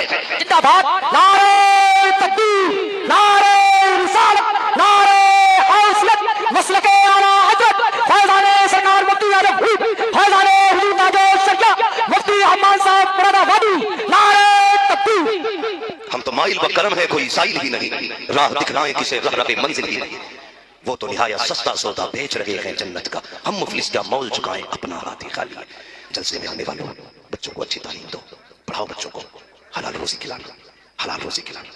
जब माँ बाप अपने बच्चों को बचपन से कुरान पढ़ के सुनाते, यूं ही हुसैन ने नेज़े पे कुरान नहीं पढ़ा था। जब माँ ने दूध पिलाते वक्त कुरान सुनाया था ना, तो तब हुसैन ने नेज़े पे चढ़ के कुरान सुनाया था। इसलिए माएँ भी कुरान वाली तलाश करो, रिश्ते देखभाल करो। ये मत देखना डिग्री कौन सी है, ये देखना किरदार कौन सा है। ये मत देखना ये साइन कैसे करती है, ये देखना इसकी जिंदगी का तौर तरीका कैसा है। डूब गए वो लोग जो पैसों के लालच में शादियां करते, बर्बाद हो गए, बर्बाद हो गए। दावे के साथ कहता हूं सुकून कभी पैसे से नहीं मिलता है, कभी नहीं। सुकून अल्लाह देता है, सुकून अल्लाह देता है। अगर पैसों से सुकून मिलता ना तो कोई भी ना पैसे वाला नींद की गोली नहीं खाता और किसी गरीब को नींद नहीं आती।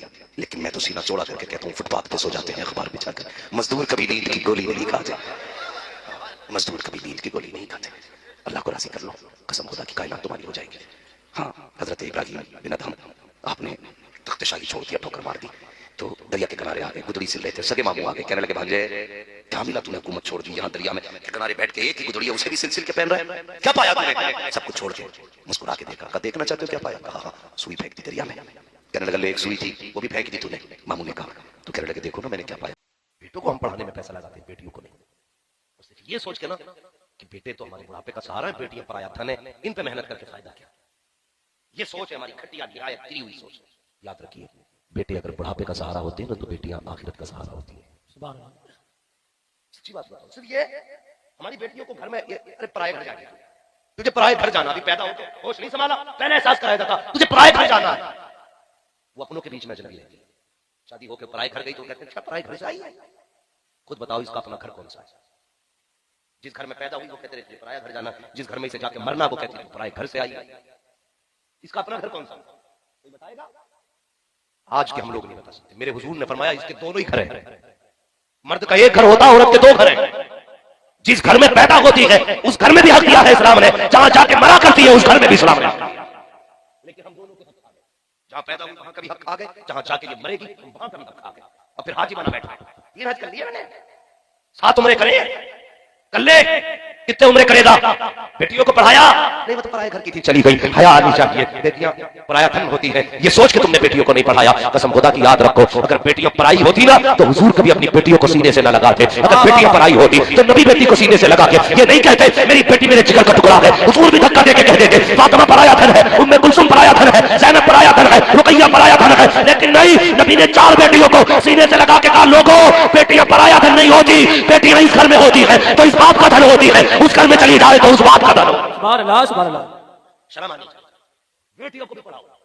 अक्सर यही वजह है, वरना अगर ये ना पढ़ी ना तो फतवे बहुत अजीब दे में, इनके फतवे सुने, इनके फतवे बड़े अजीब रहते हैं। अगर ये ना पढ़े तो कहती हॉल अल्ली जिसमें मैयत हो जाए उसमें 3 दिन तक जो है ना गुबरी में फेरते हैं। इतने बड़े बड़े फतवे लगेंगे। हाँ, जिस घर में बच्चे की पैदाइश हो जाए कहती वो अगर 40 दिन पाक नहीं होता और झेलो इन्हें, इससे बेहतर है पढ़ा लो। जब ये पढ़ेंगी तुम्हारे घर में बेटी बन के रहेगी तब भी खुदा की रहमतें बरसेंगी, तुम्हारे घर में बहू बन के आएंगी तब भी खुदा की रहमतें साथ लेकर के आएंगी। पढ़ाओगे बेटियों को। आज तक यही सुना है जिसने 3 बेटियों को पाल पोस के जन्नत में भेज दिया, सॉरी ससुराल में भेज दिया, अल्लाह उसे जन्नती बना दिया। सुना है कि नहीं? साथ में ये भी है अगर भाई 3 बहनों को इज्जत से रुखसत कर दे अल्लाह उस भाई को जन्नती बना देता है। सुभान अल्लाह। भाइयों के लिए भी बशारत है, अगर आप भाई होने की जिम्मेदारी निभा रहे हैं ना तो फिर बेटियों को तालीम देंगे, पढ़ाएंगे बेटियों को इंशाल्लाह, बहनों को पढ़ाएंगे। बिल्कुल बोलने तैयार नहीं हो, क्या मसला है? हम ही ना पढ़े तो उन्हें क्या पढ़ाएंगे? नहीं पढ़िए बच्चों, पढ़ो, आगे बढ़ो, लेकिन आपसे गुजारिश है इल्म दीन बच्चों को जरूर सिखाएं। वरना लोग कहते हैं भाई बड़ी जायदाद छोड़ के गया उसकी तो बच्चों की बल्ले बल्ले हो गई। मैं कहता हूं जिसने लाखों की जमीन छोड़ी हो, 250 गाड़ियां छोड़ी हो, 10 मंजिला मकान छोड़ा हो, मैं कहता हूं वो जो है ना कामयाबी जिंदगी जी के नहीं गया। कामयाब जिंदगी वो जीता है जो अपने पीछे कुरान वाले छोड़ जाता है, सुभान अल्लाह। जो अपने पीछे हाथ उठाने वाले छोड़ जाता है। वरना याद रखो कोई दुआएं देने वाला नसीब नहीं होगा, मर गए तो कोई फातह कराने वाला नसीब नहीं होगा। हाँ, और बेटियों पे भी ध्यान दिया करो। मैं बेटों के खिलाफ तो नहीं बोलूंगा, सोचेंगे यार ये हम ही गाली देने आया है, लेकिन याद रखना जब इंतकाल कर जाओगे ना, इंतकाल और बेटे अपनी औलाद में फंस जाएंगे तो शायद ये कभी तुम्हारे लिए एक रुकू ना पड़ सके। अगर पढ़ेंगे तो शायद तुम्हारी याद ना आए, लेकिन बेटियां जब जब कुरान खोल के बैठेंगी हाथ उठेंगे ना, कोई याद आए ना आए इन्हें बाप का जनाजा जरूरी आता है, बाप की मैयत जरूरी आता है। इसलिए बेटियों को पढ़ाओ, बहनों को पढ़ाओ, ताकि मर जाओ कोई दुआ करे ना करे दुआएं देने वाली बेटियां कुरान लेके बैठ जाए। इसलिए बेटियों को भी पढ़ाओ, बेटों को भी पढ़ाओ, दीनी माहौल पैदा करो, मदरसों को मजबूत करो। हर तरह से कोशिश हो रही है बंद करने की। मैं दुआ करता हूं अल्लाह आपको सलामत रखे कि आपके बस्ती वाले ऐसे माहौल में भी मदरसा चला रहे हैं। पढ़ रहे हैं ना आपकी बस्ती में बच्चे, माशाअल्लाह, अल्लाह सलामत रखे, मेहनत करें बच्चों को पढ़ाने में, बेटियों को भी पढ़ाएं ताकि कयामत के दिन हज़रत फातिमा ज़हरा कहे कहां है तेरी बेटी? जब निकल के आए ना तो उसके चेहरे पे स्कूल और कॉलेज और मेडिकल मार्केट और दुनिया के फैशन की कालिक नहीं होनी चाहिए। तेरी बेटी जब सबसे निकल के आए ना उसके चेहरे पे कुरान और हदीस का नूर होना चाहिए। ये पढ़ाइए बच्चों को, तालीम दीजिए, तालीम अच्छी होगी माशरा अच्छा होगा, सोसाइटी अच्छी होगी, तरबियत अच्छी होगी। जब तरबियत अच्छी होगी तो फिर नस्लें अच्छी होगी, माशरा कामयाब होगा। हाफिज बना लो, मौलवी बना लो, मदरसे पढ़ा लो, कसम से आसानी से जहेज नहीं मांगेगा, पढ़ा लिखा होगा तो जहेज, वरना मुसीबतें बढ़ती जा रही है। देखना है ना तो एमए की डिग्री ना देखो, बीए की डिग्री ना देखो, अगर देखनी है तो ये देखो इस बच्ची के पास कुरान की डिग्री है कि नहीं, ये कुरान कैसा पढ़ती है, इसकी नमाज कैसी है, दुरुस्त है कि नहीं। तुम देखने भेजते हो अम्मा देख के ये लोड़िया कैसी है, भेजते हो ना, अम्मा भी बड़ी, आज तो अम्मा भी मॉडर्न हो गई है। अम्मा भी आके करी अल्लाह कतई हीरोइन लग रही, अम्मा को भी पता नहीं हीरोइन क्या होगा, कतई हीरोइन लग रही, क्या अल्लाह बाल खोलोगे तो ऐसे थे नीचे तक, ये ना देख लग क्या रही, ये पूछना अम्मा जाके देख, जब देख के आए ना पूछना मां तेरे सामने वो आई थी उसके सर पे दुपट्टा था कि नहीं, जब वो बोल रही थी तो उसकी नजरें झुकी थी कि नहीं, मां उसके होठ हिल रहे थे तो कहीं उसके होठों पे बेहयाई की लाली तो नहीं थी, मां जब वो चल रही थी तो बता तो सही उसके कदमों में बेगैरती के ठुमके तो नहीं थे। अगर मां कहते ना बेटे, जब आके सलाम किया तो कनीज़े फातिमा ज़हरा लग रही थी, जब आके सामने बैठी तो हया का जौहर लग रही थी। बेटे जब उसने गुफ्तगू की तो उसके लहजे में शर्म भी थी, उसकी सांसों में कुरान की खुशबू भी थी। जब उसने पलके उठाई थी बेटे हया के पहरे थे आंखों पे, बेटे ऐसी बेटी देख के आई हूं जिसके माथे पे सिर्फ क्रीम पाउडर की चमक ना थी बल्कि सजदों के निशान थे। आके बंद करके निकाह कर ले, कसम खुदा की अगर बीवी ऐसी होगी तो तेरे घर में जो औलाद आएगी डांसर नहीं आएगी बल्कि कोई गुलाम अहमद रजा आएगा, कोई गुलाम ताजु शरिया आएगा, कोई देखोगे अपने वक्त का अब्दुल कादिर जिलानी का नौकर बनेगा।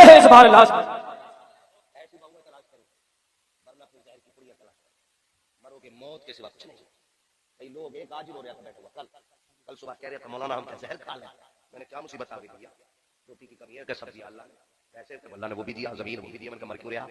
कह जब से बहू आई है ना बस चैन से सो नहीं पा रहे। देख के कौन आया था कि देख के तो हम ही आए थे। क्या देखा कि यारों मत्थे पे थोड़ी लिख लिया, तुझे ना पता था मत्थे की तो मौलवी से पूछ लेता। मौलवी वो होते हैं जो मत्थे की नहीं दिल की बता देते। हम पलटते नहीं बेजान किताबों के बरक, हम वो पढ़ते हैं जो चेहरों पे लिखा होता। मौलवी से मशवरा कर ले तो बता देता फिर मैं कैसी बहू होनी चाहिए, बहू ऐसी होनी चाहिए। अल्लाह अकबर। बुजुर्ग गुजरे बहुत बड़े, मस्जिद में जाके बैठे, एक नौजवान को देखा 5 वक्त की नमाज पढ़ने आता, तहज्जुद भी पढ़ता, चाशनी भी पढ़ता, इशराक भी पढ़ता। कहने लगे बेटे मेरी बेटी जो है ना जवान हो गई है, मैं चाहता हूँ उसके साथ तेरा निकाह कर दूं। तो जवान कहने लगा मैं निकाह तो कर लूंगा लेकिन मेरे पास है कुछ नहीं है मेरे पास। तो बाप कहने लगा तू नमाज पढ़ता 5 वक्त की, जब तू खुदा को नहीं भूलता तो खुदा तुझे कैसे भूल सकता है। बस मैं तेरी इसी अदा पे फिराऊं, जा मेरी बेटी है। उसने कहा लग गई, कुछ ना होते हुए किसी ने खाली कोई बीवी दे दी, मगर टेंशन थी कि रुकेगी कि ना रुकेगी। अगले दिन ना औरत आई, सुबह उठी, शाम को कहने लगी मुझे तलाक चाहिए। कहने लगा इतने पारसा बाप की बेटी और शाम में तलाक मांग रही है अगले दिन। उसने कहा बात क्या है, तेरे बाप ने तो तेरी बड़ी परसाई की तारीफ की थी और तू 24 घंटे मेरे साथ न रह सकी। उसने कहा बर्तन उठाया, उसमें आधी रोटी निकली। उसने कहा ये क्यों रखी है। उसने कहा एक रोटी थी मैंने शाम आधी खा ली थी, आधी कल के लिए रखी थी। उसने कहा सिर्फ इसीलिए तेरे घर नहीं रहना। कहा क्यों, कि तुझे अपने रब पे इतना भी भरोसा नहीं कि जो तुझे इस वक्त खिला सकता है वो सुबह को भी नहीं खिलाएगा। तूने आधी रोटी अगले वक्त के लिए रख दी। कहती मैं तेरे घर में नहीं रह सकती, मैं उसके घर में रहूंगी जो सिर्फ खुदा के सहारे रहा। फिर खुदा ने उनकी नस्लों में वली पैदा की, कुतुब पैदा किए उनकी नस्लों में। तो जरूरी है तवक्कुल अल्लाह, तवक्कुल अल्लाह। नौजवानों 2 चीजों से बचना, सिर्फ 2 चीजों से, हराम की रोजी से बचना। नंबर 1 फाते मर जाना, हराम का लुकमा हलक से नहीं उतारना, नहीं उतारना हराम का लुकमा कभी नहीं। जब भी खानी हलाल की खानी, जब भी हाथ उठाया करो अल्लाह से करो अल्लाह हराम ना देना, जब भी देना हलाल देना, हुजूर का सदका अता करना। और जिसे भी अल्लाह हुजूर का सदका देता वो हराम नहीं होता, सारा ही हलाल होता है। हाँ, हुजूर का सदका मांगना अल्लाह से, मांगेंगे इंशाअल्लाह बचेंगे हराम से इंशाअल्लाह। दूसरी बात शराब से बचना। ये हमारी बिरादरी और हमारी कौम में ना पार्टी के नाम पे, मैरिज के नाम पे, बर्थडे के नाम पे, बारात के नाम पे, शादी के नाम पे बहुत जम के लोग शराब पी रहे हैं। कह रहे जी मैं तो बियर पी रहा हूँ, मैं तो शराब पी रहा हूँ, इससे तो पावर आती है। शर्म कर यार, किसी भी नाम से पियो, शराब नापाक होती है। कुत्ते का पेशाब नहीं पी सकते हो, शराब पी रहे हो। कम से कम पेशाब उसका नापाक होता है, मगर शराब तो उससे भी ज्यादा बड़ी चीज है। बचो, कभी शराब को हाथ न लगाना। बेहतर जवानी करो, अपनी जिंदगी की हिफाजत करो, इल्म दीन सीखो, बेटियों बहनों को भी दीन सिखाओ ताकि बेटी तुम्हारी हो। मर के जनाजा निकले, लोग कहें प्रधान की बेटी, जमींदार की बेटी, फरिश्ते कहें चुप हो जाओ, तुम्हारे नजदीक जमींदार की बेटी है, हमारे नजदीक तो गुलाम अहमद मुख्तार की बेटी का जनाजा। हाँ, कनीज़े फातिमा ज़हरा बनाओ, बेटियों को बनाएंगे इंशाअल्लाह। इख्तलाफात खत्म करेंगे, झगड़े खत्म करोगे, मूंछों के चराग बुझाओगे, खड़ी मूंछें नीची करोगे। कहते जी मैं तो माफी मांग लेता, दरअसल मूंछ का मसला है। तो मौत आ गई ना फिर ये भी यूं हो जाती है, इसे कोई सीधा करने वाला नहीं होगा। हाथ झगड़े खत्म कर लो, एक दूसरे से प्यार करो, मोहब्बत करो। इन बच्चों ने इतनी बड़ी महफिल सजाई है और आपने इतनी रात तक बैठ के सुनाना, तो इसका सिला यही देना है। इंशाअल्लाह कोशिश करेंगे, अपनी सफों में मोहब्बतें पैदा करेंगे, अपने एक दूसरे भाई को माफ करेंगे, नफरतें मिटाएंगे और ऐसा माहौल बनाएंगे अपने गांव का, देखने वाला ये नहीं पहचान सकेगा शेख बैठा है, तुरक बैठा है, कड़ी बैठा पठान बैठा है, सैयद बैठा अफगान बैठा है। डॉक्टर इकबाल ने कहा था यूं तो सैयद भी हो, मिर्जा भी हो, अफगान भी हो, तुम सभी कुछ हो बताओ कि मुसलमान भी हो। सारी निशानियां मिटा करके सिर्फ एक निशानी बना के बैठेंगे, दुनिया देख के ये ना कहे ये फला बिरादरी का है, ये फला बिरादरी का है। आज के बाद ऐसे रखेंगे, जो भी देखे ये कहते ये जितने बैठे गए मदीने वाले के गुलाम बैठे। ये माँ बाप का दर्द क्या होता है यार, माँ बाप होते क्या है। मैं नहीं कहता किसी जवान से पूछो माँ क्या है, किसी बच्चे से पूछ माँ क्या है। मैं कहता हूँ जिसकी उम्र 70 साल आ गई हो, कभी उससे पूछ माँ क्या होती है। जिसके बाल सफेद हो गए हैं, कभी उससे पूछ माँ क्या होती है। अगर 70 साल के बूढ़े से कहोगे कि आज भी तुम्हें माँ की याद आती है, उसकी आंखें भर आएंगी, उसकी आंखों का आंसू बाहर निकल के बताएंगे। हमसे पूछते हो माँ की याद आती है कि नहीं, उम्र तो 70 साल हो गई है, लेकिन आज भी लगता है जैसे दरवाजे पे माँ खड़ी होकर आवाज दे रही है, बेटे कितनी देर लगा दी अब तक नहीं आया है, बेटे जल्दी वापस आ जा। आज तुम रात को 2 बजे चल के आते हो, माँ कहती है अब तक कहाँ थे, तो कहते हो चुप हो जा, तेरी आवाज से तकलीफ होती है। ओ खुदा के बंदे, इस आवाज को अजाब ना समझना। अगर ये उठ के दुनिया से चले गए, कल ये चारपाई तो होगी, लेकिन आवाज देने वाली मां नहीं होगी, बिस्तर तो होगा, टोकने वाला बाप नहीं होगा। आज जब रात को 3 बजे आते हो तो कहते हो क्यों टोका करती है, हम भी समझदार हैं। और नादान वो ये नहीं कहती है कि तू ना समझ है, यार वो माँ है, तेरे बगैर सुकून नहीं आता है जब तक तू बाहर रहता है, माँ को करार नहीं आता है जब तक तू घर नहीं आ जाता, माँ को नींद नहीं आती है। याद रखिएगा, अगर ये कब्रिस्तान चले गए और तुम रात को 3 बजे आना, कोई आवाज देने वाला नहीं होगा, कोई पूछने वाला नहीं होगा, कोई टोकने वाला नहीं होगा। उस दिन तुम्हारे कान तरस जाएंगे, काश मेरी माँ होती, आज मुझे आवाज देके कहती बेटे इतनी देर किस लिए लगाती, बेटे अब तक कहां था। तो कल तुम्हारा दिल चाहेगा कि ये आवाज आए, कोई हमसे पूछे कहां था,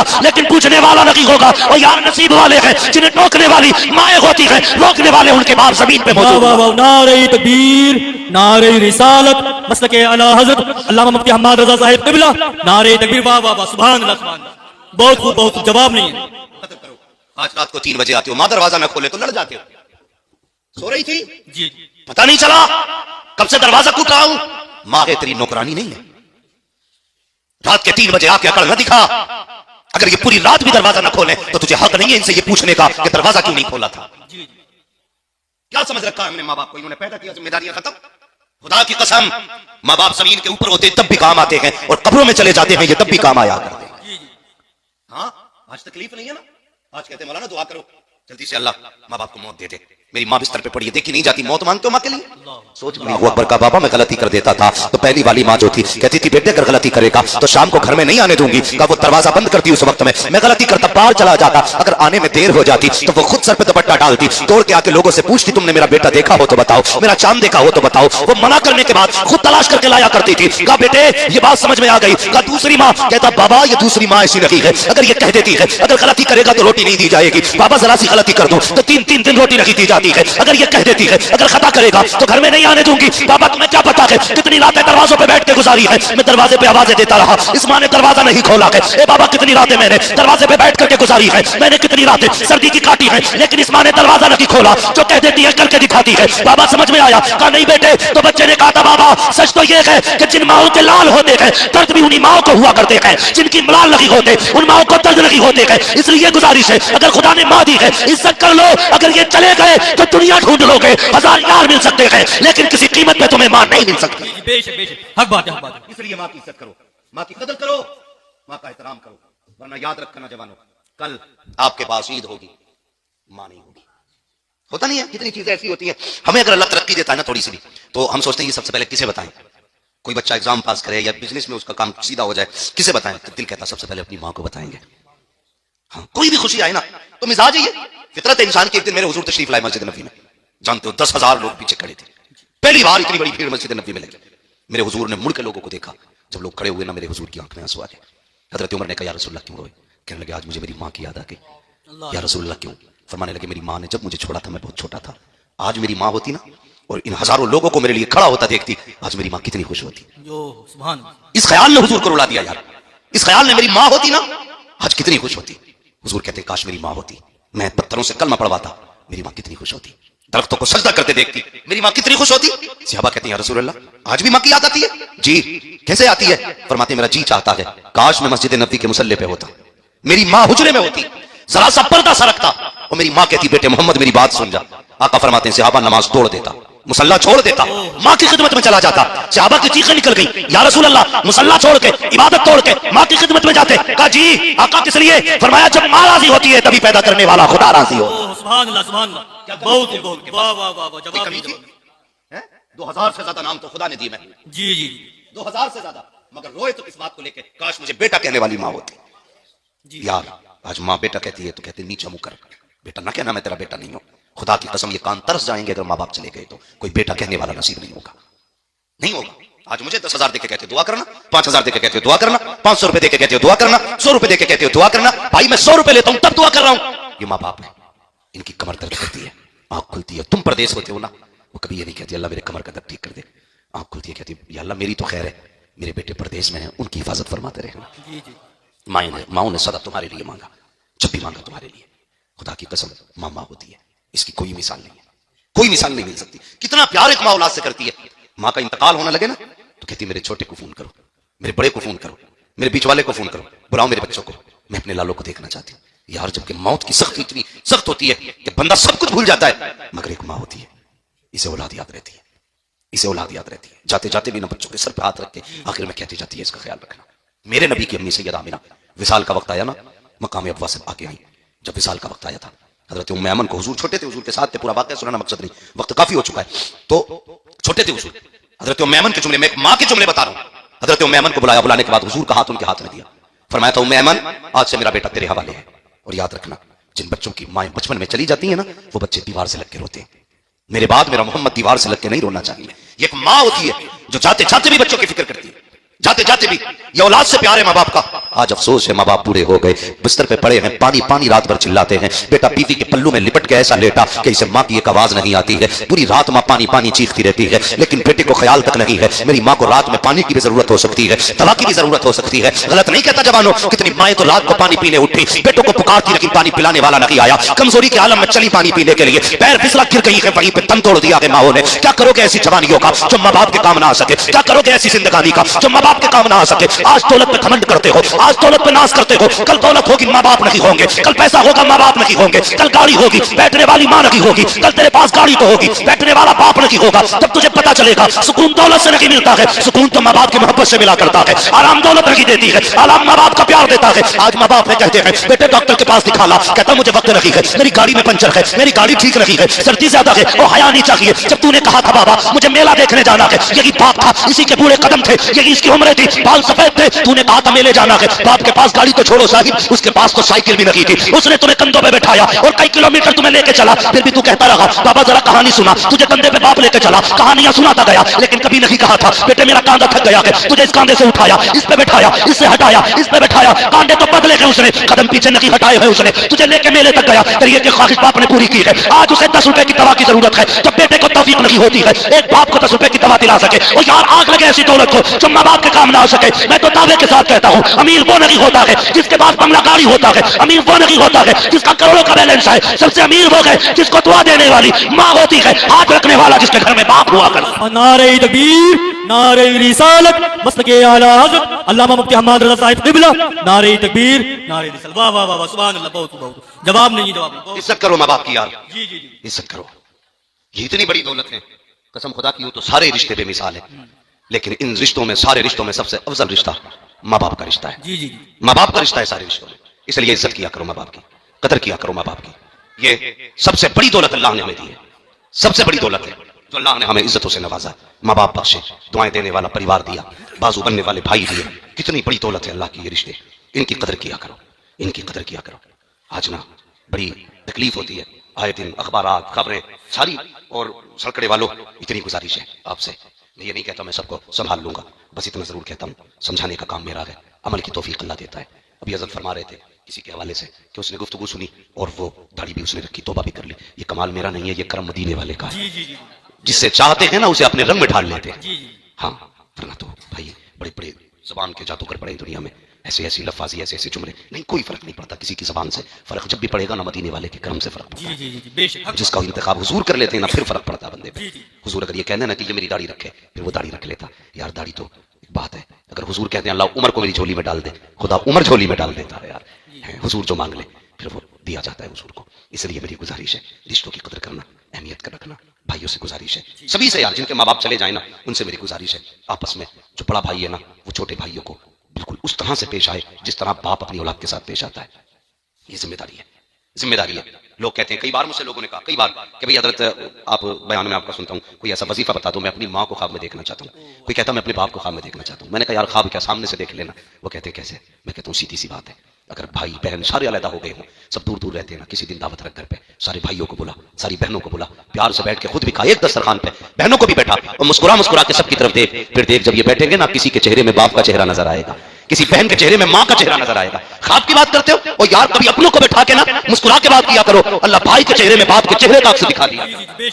हमें वजीफे तो याद है, लेकिन बाप की छोड़ी हुई औलाद हमें प्यारी नहीं है, नहीं है। अल्लाह सलामत रखे सारे भाइयों को, अल्लाह आपकी उम्र में बरकतें करे, अल्लाह जिंदगी में किसी मोड़ पे आपको वो दिन न दिखाए जो किसी के आगे आप जलील हो। मगर फिर भी अगर दुख आ जाए ना कभी जिंदगी में, मत जाना किसी मजार पे। ये मत समझना मैं बरेलवी नहीं हूं, तुम में सबसे पक्का बरेलवी नहीं हूं, लेकिन मैं तुम्हें सबसे बड़ा मजार बता रहा हूं। मत पड़ना किसी की तावीज के चक्कर में, दुख भी आ जाए ना तो छुट्टी लेके माँ की कब्र पे आ जाना। जो तुम्हें आयत सूरत या कलमा आता हो हाथ उठा के पढ़ना, और माँ या बाप जिसकी भी कब्र हो बख्शना, और बस खड़े हो के इतना कहना, माँ मेरी जिंदगी में ये दुख आ गया है, दुआ करते रब से अल्लाह दूर कर दे।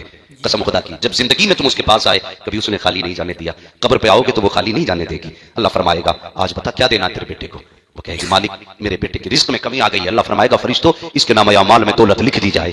दावे के साथ कहता हूं माँ की कब्र पे जाके दुआ करना और उससे रिक्वेस्ट करना, गुजारिश करना, इल्तिजा करना, माँ मेरे लिए दुआ कर। कसम से इतनी जल्दी किसी पीर की दुआ रंग नहीं लाएगी जितनी जल्दी कब्र में रहने वाली माँ की दुआ रंग ले आएगी। करना ये काम। आज ना तुम औलाद हो, अल्लाह करे कल आप भी बाप बनेंगे, तब जिम्मेदारी पता चलेगी। नौजवानों एक गुजारिश हो रही, ये तो मैंने माँ के ताल्लुक से आपको बताया। अगर इसी रिश्ते के हवाले से बात करूं तो मैंने कहा था अगर माँ के मौजू पे गुफ्तगू की जाए ना तो फिर समझ लीजिए रातें गुजर जाएंगी, लेकिन बातें खत्म नहीं होंगी। हमारे समाज में ना जिसने भी कहा यही कहा है माँ के कदमों के नीचे जन्नत है, कभी ये भी बता दिया करो बाप जन्नत का दरवाजा है। हमारे कुछ जवानों ने ना माँ की अजमत सुनते सुनते अब्बा की अजमत ही खत्म कर डाली। अब्बा देख रहा है आज अम्मा को रोटी पहले दी जा रही है, अब्बा को 3 दिन हो गए पूछे ही नहीं चाय भी पिएगा कि नहीं। नहीं, जब सोचिए आप जिसके कदमों के नीचे अल्लाह ने जन्नत रखी है, जिसके कदमों के नीचे अल्लाह ने जन्नत रखी है, उसकी जन्नत जिसके कदमों में है, फिर सोचो उस बाप का अपना मकाम क्या होगा। खुद सोचो उस बाप का अपना मकाम क्या होगा। है बड़ी आसानी से मेरी माँ की दुआ है, ये मेरी माँ की दुआ है, गाड़ियों पे माँ की दुआ, बिल्डिंग पे माँ की दुआ, बिजनेस में माँ की दुआ, हाँ हर जगह माँ की दुआ है। कहीं ये भी लिख दिया करिए मेरे बाप की दुआ है। तुम्हें नहीं पता बाप की दुआ कितनी जल्दी कबूल होती है, नहीं जानते। बाप की जुबान से निकला हुआ एक जुमला पत्थर की लकीर होता औलाद के हक में। अगर बाप ने कह दिया जा बुरी मौत मरेगा तो फिर कोई तुझे बुरी मौत मरने से नहीं बचा सकता। इसलिए बापों से भी गुजारिश है औलाद को जरा बद्दुआ देने में जल्दी ना किया करो, कोशिश किया करो अपनी जुबान को रोकने की, कहीं तरह एक जुमला तेरी औलाद की जिंदगी तबाह ना कर दे। ये माँ बाप होते हैं, बाप की कदर किया करो, बहुत बड़ा रिश्ता होता है बाप। कभी सोचे ना सही, हम कहते हैं भाई रुतबा माँ का है, उसने 9 महीने पेट में रखा, 2 साल तूने जिगर पिलाया है, कितनी कुर्बानियां उसकी, लेकिन साहिब कुर्बानियां माँ की भी कम नहीं है, बाप की भी कम नहीं है, दोनों की कुर्बानियां बहुत है। ऐसी सर्दी में तुम देखना फजर में कितने मजदूर साइकिल से जाएंगे कोहरे में अपने बच्चों के लिए कमाने के लिए। माँ तो अंदर लेटी होगी ना रजाई में, सर्दी में कौन जाएगा कमाने, बाप। बारिश होती है माँ तो घर में रहती है, भीगता हुआ कौन जाता है मंडी में, बाप। धूप होती है माँ तो लेटी रहती है ठंड में, धूप में ईंटें कौन उठाता है, बाप। बड़ी कुर्बानियां। कितने बाप तो औलाद के ख्वाब पूरे करते करते मर गए, क्यों? इसलिए कि उन्हें औलाद के ख्वाब अपनी जिंदगी से प्यारे होते। बड़े बूढ़े कहते हैं जब औलाद आई ना तो अपने आप से भी चले जाओगे। किसी ने उनकी कहावत है बीवी आई माँ बाप से गए, औलाद आई अपने आप से गए। बीवी आई माँ बाप से गए, क्या मसला है? फिर तो सारा दिमाग बीवी पे लगा देता बंदा। लगाइए उस पर भी दिमाग, तुम्हारे लिए आई है, सब कुछ उसने छोड़ा है। लेकिन मेरा कहने का मतलब यह है माँ बाप का हक माँ बाप को दिया जाए, बीवी का हक बीवी को दिया जाए। और कभी किसी औरत के कहने में ना, जब वो कहते हैं तेरे बाप की खांसी बर्दाश्त नहीं हो रही ना, तो माँ बाप को अलग मत करना, मत करना उससे। मेरा तो सीधा ही मसला रहता, भाई तू अपने माँ बाप तुझे इतने प्यारे लगते हैं कि ठिकाना नहीं। माँ बाप अपने माँ बाप के लिए हमारी बहनें वक्त से पहले कपड़े धुल देती हैं। अगर यहाँ सास के कपड़े धुलने की बारी आ जाए तो डायरेक्ट कहती नौकरानी हूं क्या? फिर कहती मुझे औलाद नहीं समझती। औलाद कैसे समझे? तू भी तो माँ समझना सामने वाली को। अपने परिवार में एक दर्जन लोगों के कपड़े धुल लेती है, यहाँ सास के कपड़े महंगे पड़ जाते हैं। समझाइए बेटियों को कि ना खुदा रहा अपने शोहरों को उनके माँ बाप से दूर करके उसकी दोज़ख का इंतजाम मत करना, वरना तू अगर जन्नत में जाना चाहती है तो अपने शोहर को माँ बाप की खिदमत में रखना। ये याद रखिएगा।